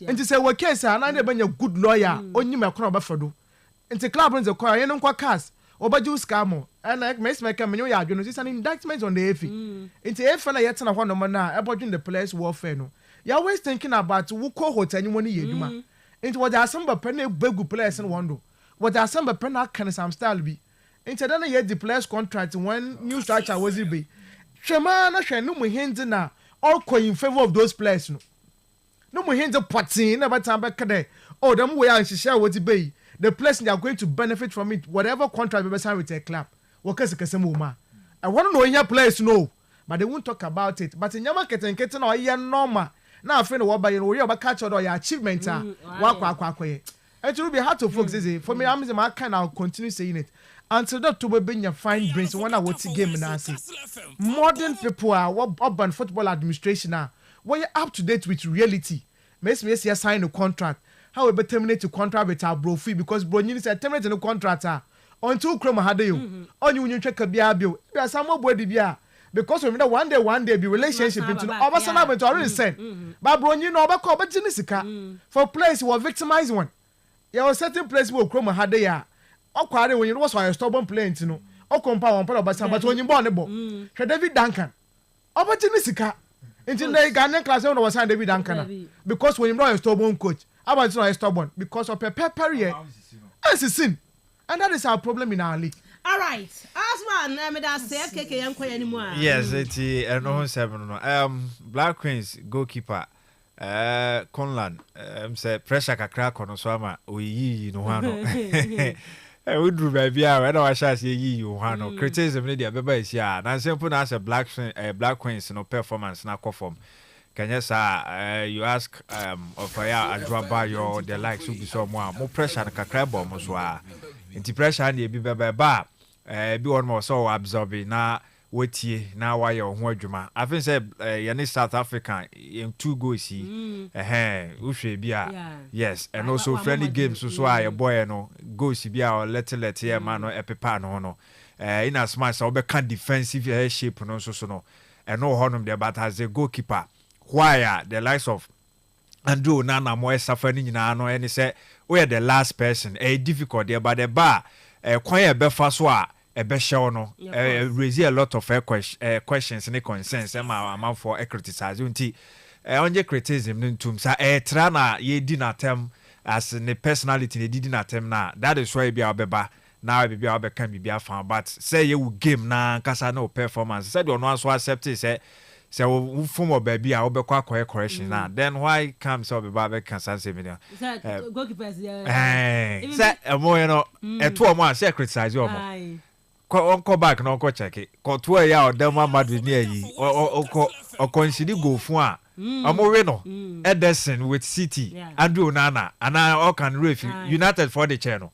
On one fan channel, sir, I have Robert Sanchez with Chelsea. The whole chat no. By we at the end of the day, what is a boy in Bekasai? It do maybe not the coach and na all shielding no, not all backing no. On umpone nye 2 of a defensive stand. Name or catch or persisto nano or any number 1 for now. Now on sweaty medical and by the end of the day, FIFA Club World Cup with a head on a room and a quarter munano. On the coming up as the best goalkeeper. Banisia criticism no say fair, not say constructive. Goalkeeper I will try so beko when him there. Or so Jitum sa na ye ho adwuma e ba ne say be criticize because while so accept say goals ni bi epa ho a na enheda enya de papanti Conlan Jitum sa na working above yourself e be ye mind you say wo 2 goalkeepers so wachi it is a kobase sa na say kosa na say o letting by your mistakes na say Ghana consider goals enkanka ba bia ye dri ye be hia o services ye pa ye be hia o say o be solid also making some saves etimi de boane ekọ enim na if say kofa so na si free ma ene kesepa na afi na eba enu ti na eba ni say players no coaches no goalkeepers no eba ni say omon kasa bebre because him say mre bebre eda wanim ti wo be defend hu say na so okoye sa mistakes ni bi ma ene na okoye na say obai kotoko coach Kwasiapia kasa na o say ni players no onim so mo e man anim engu ase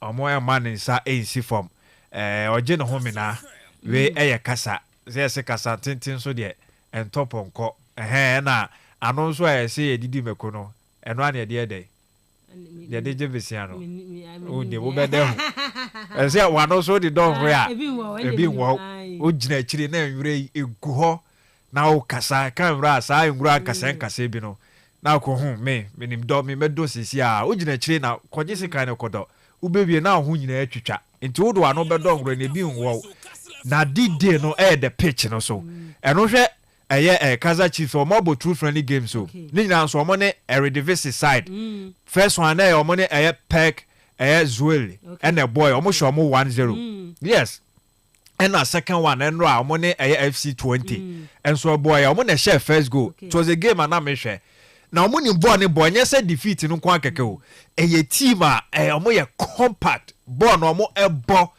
ntene say otiana untimi ni yen team si bia ye feel say ya ho de na take call for me konkobo obi adi but metimi aboy lower division side ye golden kick mo no am ball final of that fake cup ye hu ye bra mo bre ye ampo mo go abakwa mo share ho nsem bibre ba ye enti say sabi na mo de call dia ene coach Kwasiapia ka kire coach na onye players no ho adwuma onya ne tactics right mentality no onya no right and anyoma nyinam na mo camp yi amanfo ahase ebo maba se mo ahya mo ye nyoma yie mo manage ni yie kakra still na no dodo na feeling so say nanka still justice play issue no nanka betimi amanage nanka ontimi ma motim ka sanse ni nyina no body gu mo chinu makọ but enye kasa de pese meka nyina ne se enye kasa bebre of course words of encouragement motivation na odema any players but sometimes I want any motivation no enkonkosi aga enti team no also mo prepare ye me sure say the work no so no enya kasa kwa na mom na mo prepare but preparation biara on be bia no I me pese meje di say Kaizer Chiefs no mo ye miles away yes mo ye miles ahead of a kotoko say omo already omo asha say omo preparatory games ni bi wa fe na mo gather things together na mo TSC pitch so akwakobo and omo 2 games na ma hwe no and na say Midland support dia ya sika omo team na ben and for me omo a bit ahead than a kotoko a game mu bedding but it's all good say obeka chilling players no say more because now can na Kaizer Chiefs for no ewo ho and then na me follow omo dwumadie no siambonga no vet mu nyina no ewo ho me white guy bi na pese me kai is it Macfish but na nyo no a but do sha said the Kaizer Chiefs ani abre ni said omo si toto nyoma no eye team a said na Kwasiapia so ka say obepese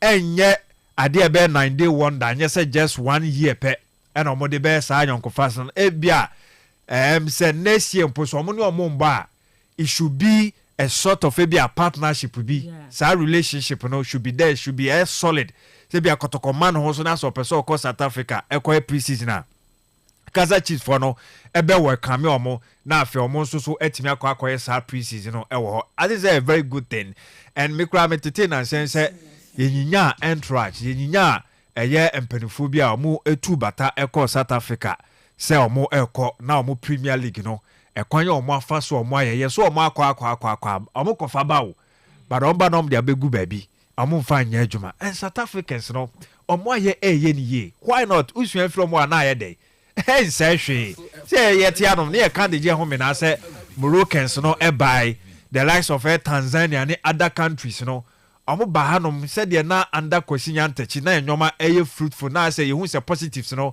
edoso until say sa unfortunate incident be see no say de na Ghana football no grow na ye ko enim no amanfo so baba besu ade enom de koye omo de ntie nei say ya saba na say the likes of South Africans no Morocco for no Egypt no Egyptians no ma no ekọ enim a why not say so be go back na akofra ba ko mienu bi de from na ya adwumanti kotoko now in the pecking order no de ye behind the South Africans no me can ye behind them me can Ghana league no ye football na ye ni nyina no ye behind them ti so nya certain Kaizer Chiefs bi na say odo ho koboro na say o feel say obetimi asuanya ma ba ko mienu miensa bi afi no ho a why not I think say be go a long way say be bonti cause your friend say Ru Kwasiapia wakasa badwuma kese ne pa de atin say beba on the pitch no so na eye flipper mo 23-year-old from anywhere biase we anywhere biase a omo ye one air side ba no team ya omo ye player tete omo ya de pa enti open one team a owo ase o na emom no utimi emma players eba aye top level top division aye the Premier League no elite no na so mbobo bia anye bia no benya Salim Adams bia kanasem ne quality o de bae no ye nyina ye hui amui mafro ni kakra bi last couple of seasons our body amani word bia say Atiza has been consistent but team now aba no pressure no e was ro and for me ono ankasa ne boss yes Sabato ebetu no for beka kire no se masa ye de bia yate yensa de ba yante yensa firi ho kra unse se utieti omo aso mo players equal different team a ayo mo monitor mo pa ade se Sabato ya na one penyini bi so mitie ne se so no otoni player ema eye team bia o follow player no still na no di nachi eni ni di nkomo se de be a player no ekono ono so be yire no ho abona fa because e fama na obenya teams ama na ba ne nchen bebre teams no be di no ho dance here se owura we di okofa ni player no ba obo no ho modern ebonti what sort of adisua eno mo ede kire no efutuo be no mo de ma na ntete ben eno mo de ma no wo sa ne former team no ma push na ama na akọ so no so be kwa akobo no ho modern ade se di nyina no important and for that matter Sabato ebe ma no sa advice no Sabato enim no de be sure say yes so a very serious it doesn't also mean so more tuneful no kuta quality na no de ko but they be I ka se dodo na nso so no ebe gina players no so player no so ko no environment no kopie mu no eti say so at as but ana me gidi say so we do biase bia o lowest division na ho no mpo hwe ka se ka mpo e prepare o mind no e solid na fe wo talent na de buy no I mean her gadgets and as her facilities a house for build or a pubi man and it's all Aziz and why not say oba that's a went to me and Jim and ye training now went to me and prosper and I want drive it was our talent no one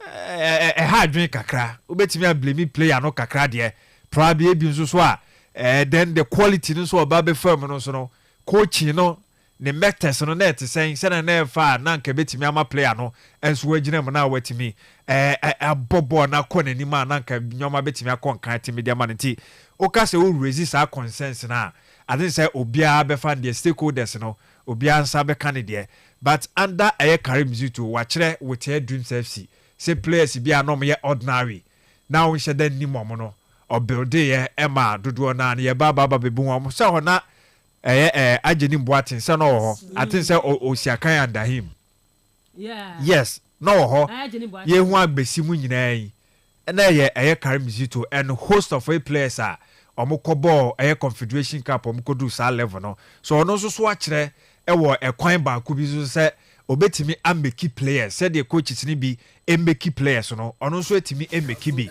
ema oma players no omo so talent no omo ewo no bia se omo confidence level no na akofoma oboa eye hu adwuma omo talent no so bia nyoma ba ku mienu miensa bi skills no omo skill set no oboa etimi polish omo enti amo now the owners no dodo na ejina so be work above yourself say be a coaches no so be ready so they be pass you through na bibia so akoye etimi dia ma omo we under 20 ya wafu zombie omo bo no untimi ka say enye kra but still na ne wa adwuma kese ye ye Andes no adwuma omo ho bono omo bono asa ye lake creativity no e wo form kakra unse Ghana se be she go so dodo pa na it means say yan create a lot insan say yan sheda yan attackers no omo convention rate na e wo form enti se be she do the for Black Queens crampo de na ye a case study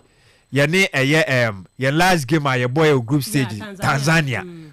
How many chances in KT na a lot and san ye timi a share sa for no enti say ye timi an create so many opportunities na e be ye din etimi dia menti no I follow your game na any benin for no almost when ye din pa any din any ahode bono so mo de to but so mo no mu nkra bon na enche bebre omunya ya 1-2 no more drew a year in 18-year boys. But with ye per se, your boy and game now, now, you will see so much time and then to me ain't critique so many chances. If they're going forward or fair, a young word you man say or limited, ye say you be keep you born be you will see so much time now. Ye bet me, ye be who pa, ye next stage, I yet me a quality need your Tivanyo Munano, and me do aqua Munano starting from the bench. Ni me say Ghana, solid squad. Say coach, yes, add little details, and that's what you make his corrections. Now Ghana be quite a long way. May I say FKK, Mamma Kwama so quickly now for meaning come more few minutes and from Ryan or rather Simpson. And I and come the acting chairman at the ma mysterious Ebusia dwarfs. And I AD and come chairman, good morning. Morning. And I pay you did say BBI boko. I'm not BBI. Yada Eradia say Edwards and son of BBI boko or dear. Oh, yeah, BBI boko. And I pay your friend na and come about a week in Nina Yen Saka concerning the appointment of a new coach, you know. And last season, Niaman Koya Madwafs, you couldn't qualify to the Premier League as an Akamo expect, you know. Diana, a Kwaba, ye, penny fortune, see assessment, who say Angelo the Don, I will see a Janet Quina, new coach, Ebe. Oh, it's good to have this opportunity, ma. I mankind the last time, Yakase will do, and then we spoke about, and coach him after the termination of his contract, you know, is good. I mean, in fact, they don't. The only problem, on that Mayor Crane, he couldn't hold the fort well, indiscipline or affecting a team, you know, big time. That is the basic thing, and then it will be good that, yes, was in a report in Abbey, Onemi, some of them are offered that he can't work with them.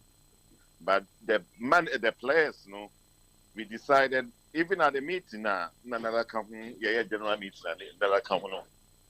Some of the players were accusing, and so somehow when there's like a revolt against him, then end the meeting when I met players and so one by one. And basically, the way our workers are now, real management is not they don't to continue. But if we keep the Don, I'll tell you a risk. Okay. The players, or no, only the Don in there very few. But we spoke to them, about 90% were complaining, they were complaining. So, you keep it now. Never season, the management is the majority, you know. What can I some? Not that the technical, they are not talking about the technical aspect of the game, no. And so that it's so bad there, so you keep the management, you know, risk and are doing the or continue for 2025-2026 league now. I'm not a month or two, never ever fire.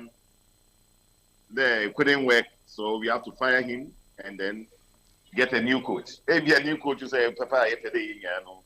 Trying to say, okay, next season, maybe you won't get it since I went here plans for coming season. And so we spoke with him behind the scenes. We as the management as in her reports plus another report as a quick come on board. So we had a meeting with both the board. Not once, not twice, a couple of times.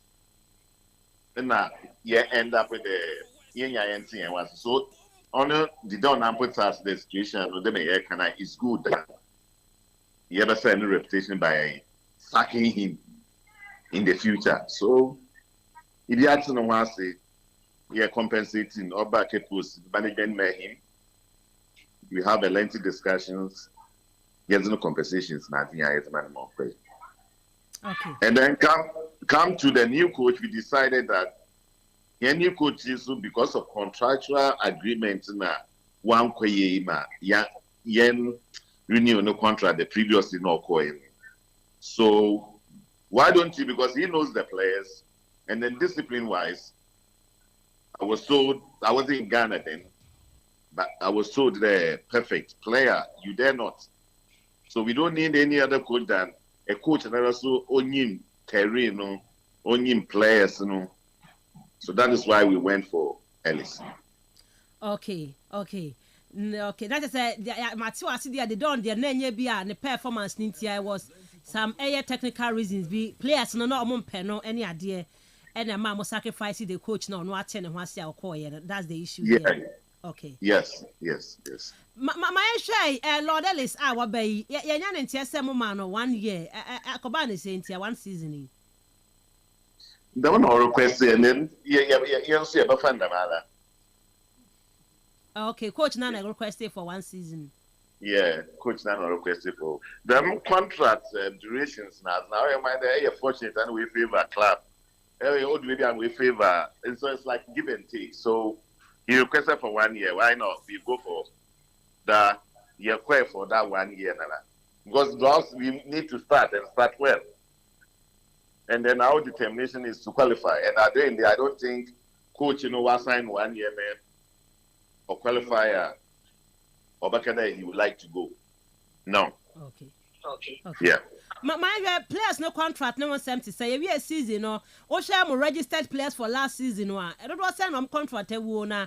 Don't want to maintain you to add up.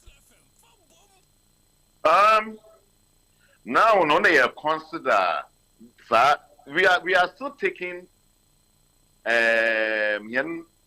past coach, that is Zidane. We are still taking his report. Okay. We are working around his report.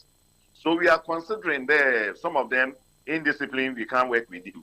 I'm at this couple of weeks, Mayor Babesha site or Commander Ellie have been talking to Bob about this. The Home Secretary near them. There are some people more contracting on week, but then they don't understand contracts. You can, yes. We have Bossman rule is 6 months before your duration of your contract. But you are still, if contracting you are still part of the team. Yeah. Some of them, one bay. So I told Bob, no, you secretary, now when you letters for some of them you go for indefinite, some of them we will even terminate it because we want discipline in the team. Okay. Yeah. Okay. Baba, I'm contract will be a mono and to us one or Dawson. How many I expected to have to sign in this summer? We want to register the total. We have young boys, young players, 3 and 1. They always be there.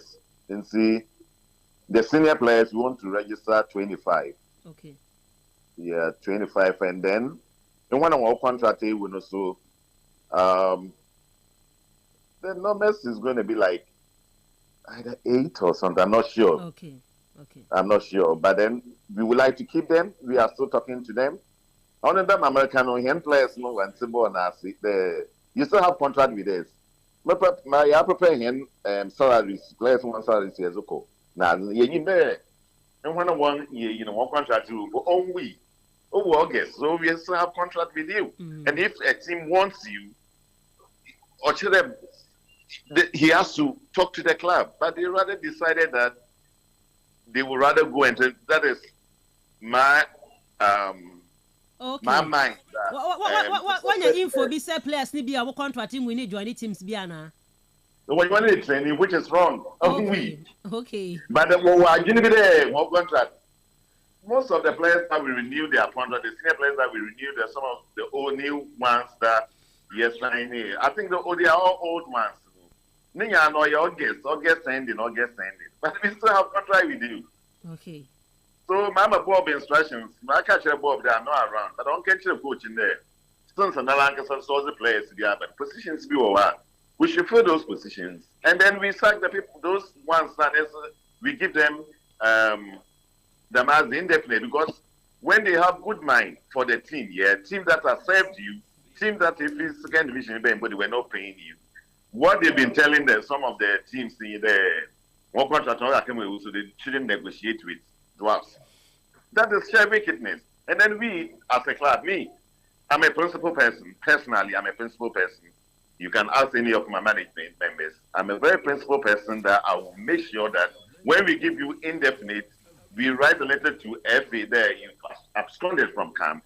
You are fucked. I mean, you are. Okay, make sure that 2025, 2026, you can't play football. Yeah, and I will go by that. We are not joking. Football is business. It's purely business. A lot of money goes in. Okay. My share season never be shall see meaning say one who's zone 2 no clubs are hold on prepare but financial backing up people are bringing money on board and others. Chroma me ba ha do one and come metiti an na badla as the on tin mu hwe team no on tin mu hwe team no money no komodie mu no this season said was be qualify financially mo ba here the support no do na me ni mo na mo ban no ne ankeka no ankofo hu ni ye enema te say Miss Ruby, when we talk of unless there are other things that if you're ordering another player, I mean him footballing. But I know the basic things are order here, put your players make out, put your home winning bonus, on good accommodations and then if the means after the time they used to have wolf players move to keep close. So I mean year end the season on the one account. So I don't know what they want the Nebetla to do. Support and all academy, Edin Power Park over party free. In some one casano say if what other things do who feed or their team in a year, what a supporters will rule in once who rule in Yabazi. Once more rule on the Yabazi because we don't owe if we don't owe players, some of them no now more contracts when some of them on way but then we decided not to renew the contract because since a new coach we want to assess everyone, since I told them we renew old players, and even those that have your contract, we may hold on for now to what they had assessment. So coming back to your question, this man is doing everything possible. Teams all the would second division teams are more. He does it. But what I'm saying now is that I don't know if there are other things or then unless Miss Ruby, you have an idea about it. There are other to be or then on you. Okay. So in terms of a player recruitment, I'm a for who is say here good players quality it's a Premier League big point Johnny player more nan ka drop si chasing ade as a ban mo recruitment ni more me name mo plans ne say this summer players be na coach na recommend you mobile on board because a ban the attacking wise ni ade no am for anywhere ho ye pa. Okay. Yes, it is the duty of the coach. No, but them play. We give him that free hand. Okay. Plus, we don't interfere with coaching it. I can go. Yes, I can suggest to a coach their play. In the day, what's it? Play be or the ball on the 17. Waba Cape Coast since the ball from catching was a very good pass, and I was like. What's also as the missing let me see hard play bina Oma Obey one was a very good pass. So I mean what a manager member so it's up to the coach to decide that he wants him. You go and apply his card. Okay. So my coach can that is what we'll go by it. Okay. Yeah. My resume pre-season. This season, mobile traveler could be outside Cape Coast to prepare. Now, my baba started the league now. My plans yourself for this pre-season. Yeah, management. In fact, fortunately, my contract me and Commander College. Me one pitch in there on your bar. So we're planning of traveling to Commander and use one facility, for the pre-season. So probably, in fact, the last season it was too short. You quit for 1 week. Okay. So this time we are planning there for probably like 3 weeks maximum. Yeah. Okay. na a friend say baby I am training no na tight te ho nsem draws training pitches ho nsem me say amokọ Wesley girls wo afa na say hu baby amokọ yes anchor for training pitches na I want them to say draws anchor for some time ago no yeah approaching one but this time around we are talking to MC in meetings a couple of times after one of the good pitches our schools or wicket coast. See, I'm sure by next week because players one problem when you management in the train baby away training on here that is agri park not doing it's all more paper, so we are working on it seriously to get a good place for them. Okay. And draws and cause money baby am plan e am place be am year preparation say bia mo de name go akwama mo benya man kasa mo permanent training page bi mo you will be one careful. Okay.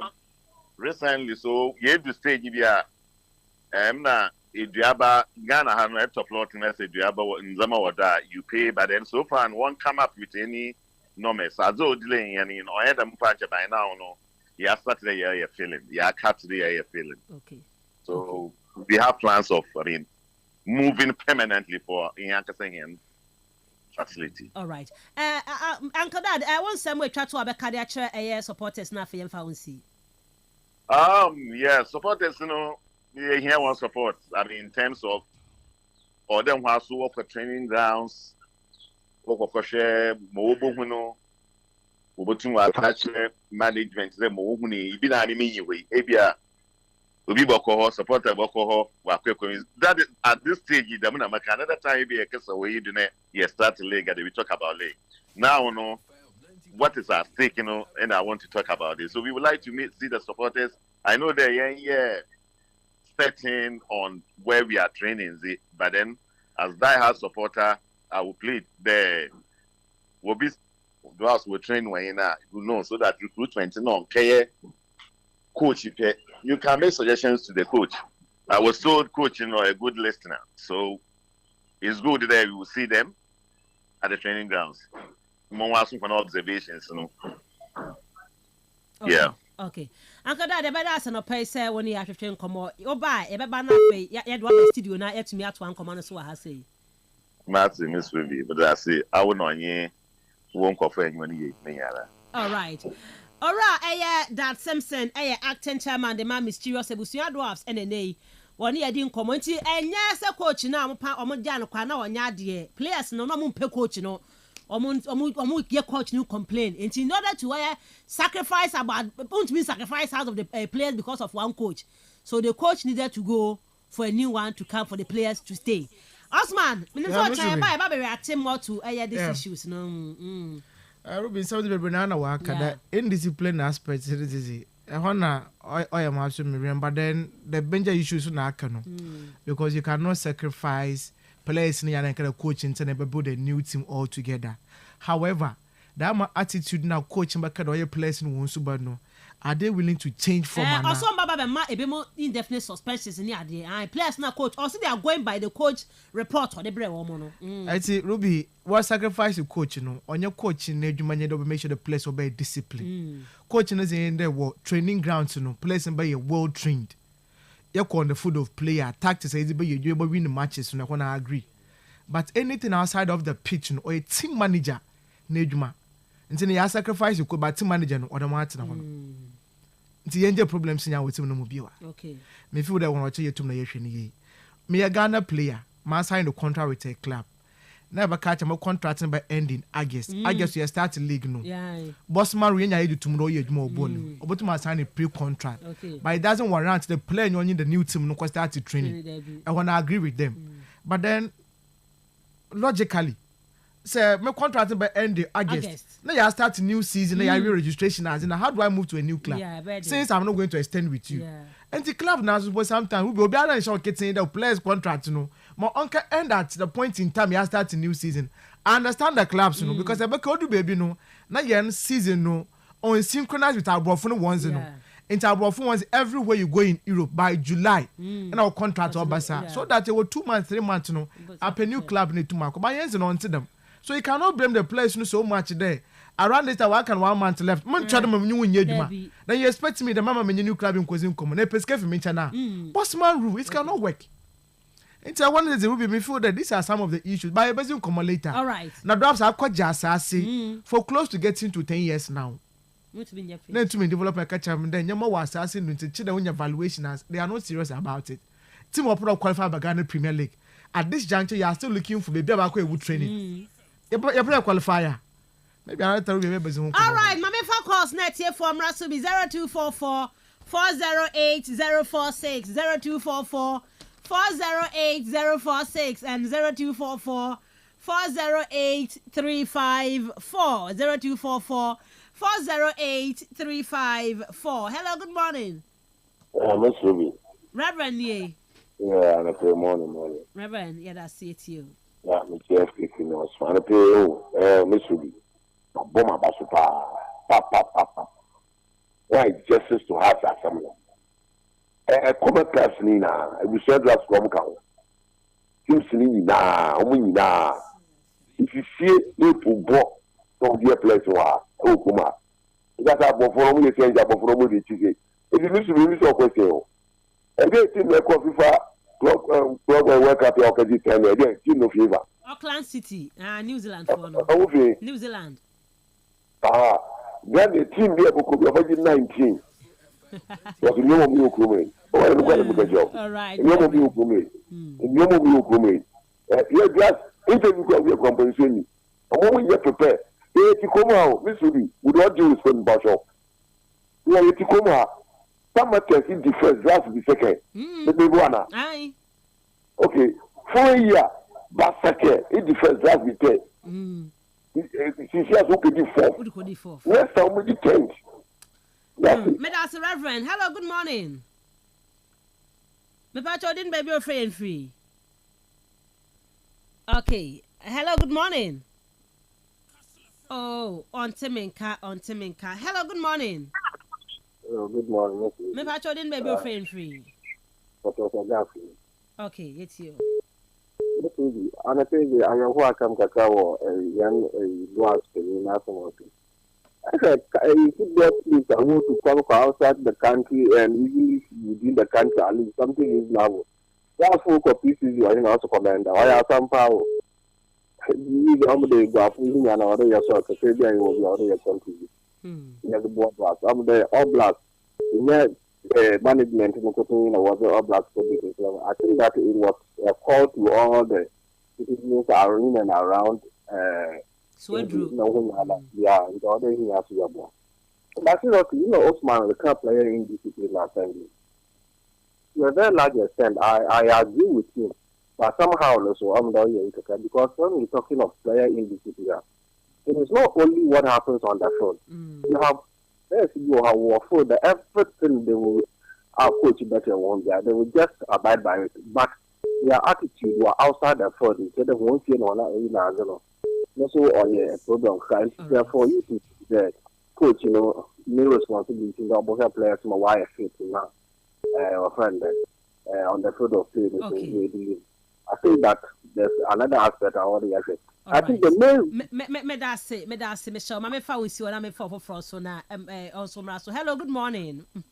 5 morning, Miss Ruby. Mensah Boroboni. Miss Ruby, what about Bermadine? Michia Ghana for Miss Ruby. I did be near me, pa, but so yes, I did, mammy. Say, every time come for me, I'm a barbecue. Now, why is I did, mammy? They do headquarters, police paying no, Freddy Better radio, so.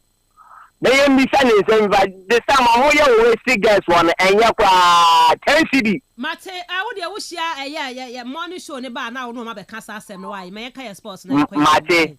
Let me do the Abuja driver, Masa, coach, Aye.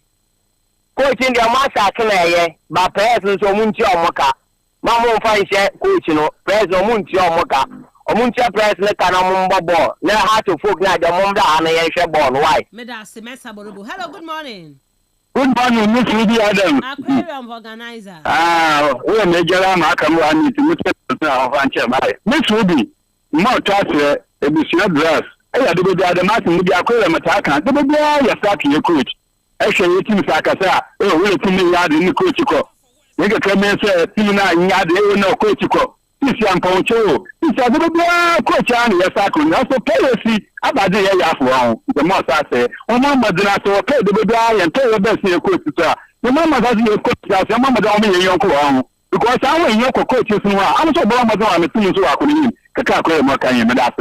Say hello, good morning. Laminia Mala say vibes. Me no mama me flower today. I be Zabin will be a friend. It is you. Ngani. Bupotune, a Bujando as one Piaro or Iwana. I'm a Piaro. One Piaro or Iwana. Aden Kabibia. Because Mrs. Dia, a period no cut a better across one Piaro. Because won't be a friend on the Namadina about Monica, open which ran there, Linton and Titan and the next is on Talbot, we Division 1. Miss Ruby, the Barcelona, well, I shot that room I did to put the place and room I did to one is high. With the chorus for the horse in the mid, Pedamo Bobata, Pedamo Bobata.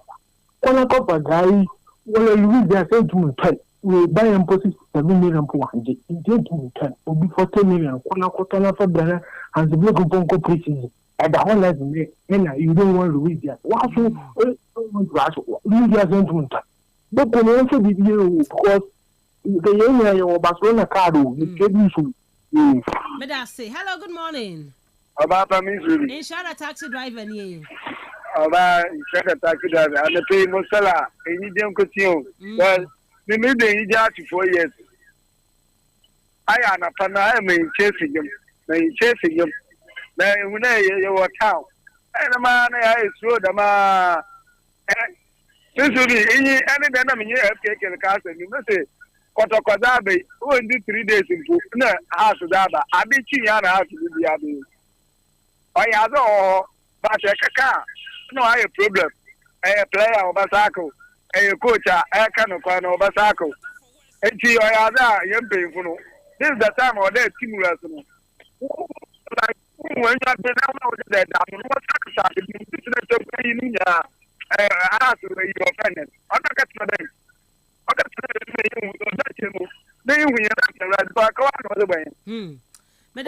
to all right. Hello, good morning. Good morning, Miss Rubin. Honorable Jaru. Yeah, Miss Rubin, I'm home to them. Miss Rubin, could see a fair work as a papa. As soon as I can imagine home. Because Kotokon, Yakon, Yanko, Massy, because Ghana Ham. I was one now, a keeper out to a boat to power side and go yachting on Ashing home now. We in Tiago Cadet, if necessary, here a community as a bar. There's a big Ghana man because Kusapi and wife Sudan was a more Bono home, not in experience or they to nature in the Baby Amogoro. Miss Rubina, a to be Libya American. Miss Rubin said, maybe home, say, let's say into me, yeah. Other if in part. I'm sorry, the Nigerian here in order because the businessman. It's businessman who's a mouth for beer and find that it's only businessman. About who's going to be an idea, Ozzy, no, it might be an idea now. Boom. The year was a Pugman. Pugman is woman and flowers. No, yes, another a dance woman. Said you said you named the room. It's to be and you'll come and going by and I'm going to think one to woman. Now it's a then unfinished can find as a May I say, Honorable Jaru. Hello, good morning. Good morning. Maso Poman ye. To be better on Poman. I'm Yadomia who ye pa. Yo, Father, you know, so I'm here put the coin time, got to find some of the cards or find word. I don't know, one connect with him, Uncle. I no confirm of Kusapi and the woman doing this one, Mokotoko, in our green years. It's a Kotoko from people. Want to carry the man if you mamma, it's not can be a Mokotoko. Then you play a can someone for the simple. If you are going to see a Madam African, young connect young cut to man of one young friends, 2 friends. But the way I do what the main, I'm a sample through. Yeah, me one year. Me da say me for my last caller. Hello, good morning. Good morning, Miss Ruby. Kenya me. Miss Ruby. It's on catch papa Kenya me. Oh, Miss Ruby, me too. Thank you. Oh, okay. Miss Ruby, I'm not saying that you have me for a bat. I have some more drafts. Miss Ruby, drafts and so okay. That's it. I am almost started drafts to how many years me? Easy. This is the training pitch. Partner drafts need training pitch. Papa no car say empofo no by one so artist a move could you so now mark for pele and no can hear dance move say one where you ma pra bi chuma for na sel kwa mo pele me should be ebio so that up to now we need training pitch e ma mo kwa no mo afasa me should be me we say that you ni ho pa ni bi a pitch ni system ma boss mo pen me should be o kwa bi na pitch that so pa draft for now draft above was one machine na tutu meanwhile, some for a super now, Mundo. Miss Ruby. But Miss Ruby may be so. Now, a minister cancer, Umbaba, Ghana, a qualified or and once in a question. I'm going to say, a patch on Amunye. Amunye. Medasi Kenya, Medasi Pa, say Kumasin Pona, Kotokoka, Impoyan to me. I cry so a portion of Fire Stadium and in a year. And a Cape Coast and so in the Tigana game in September. I better be a cocobono. My man, if I will see Namenka also go to fuel. Yamu the right amount now, mount. Quality of the fuel no our form. Now, we experience bad customer service. Your report, Farmer the National Petroleum Authority for Wambabwao. No much mass still. From I was 0302 550 380 0302 550 380 from Majoso. Well, 48 hours say. Obey a report no ede ama eye NPA for Fauba no kwa eye Royal Case Club ni bi Royal Hotel say mo fra no manya 5 to 16 years no on Major Case Club omo share mu first Saturday of every month working per session 50 Ghana half yearly membership pay 270 NFA annual membership no eye 480 awofo ambe enrolling mo man no 2 or more children no ye mama 5% discount to ho do omo be di o man no menya 20% discount e ho one best idea, I do many swimming lessons, womu, music and drama, a womu, cooking and baking, womu, birthday celebrations, a womu. Then cabo mema banani agent was near idea at Red Royal Hotel. For more enquiries, call 0312 003 222 and 0501 672 908. Red Royal Hotel, a richly inviting, comfortably yours. Open car to Quine, a Kastle transport, but they can't be. O de kwa Cape Coast ya o de kwa outside Cape Coast outside Central Region bonya ka bia o pe bia bi e wa harente brak kastlefm ha se penfo ene obedi nkomo ana afre ahomai 0244 406 500 ana 0552 490 241 o from penfo transport be pe car bi fa to Quine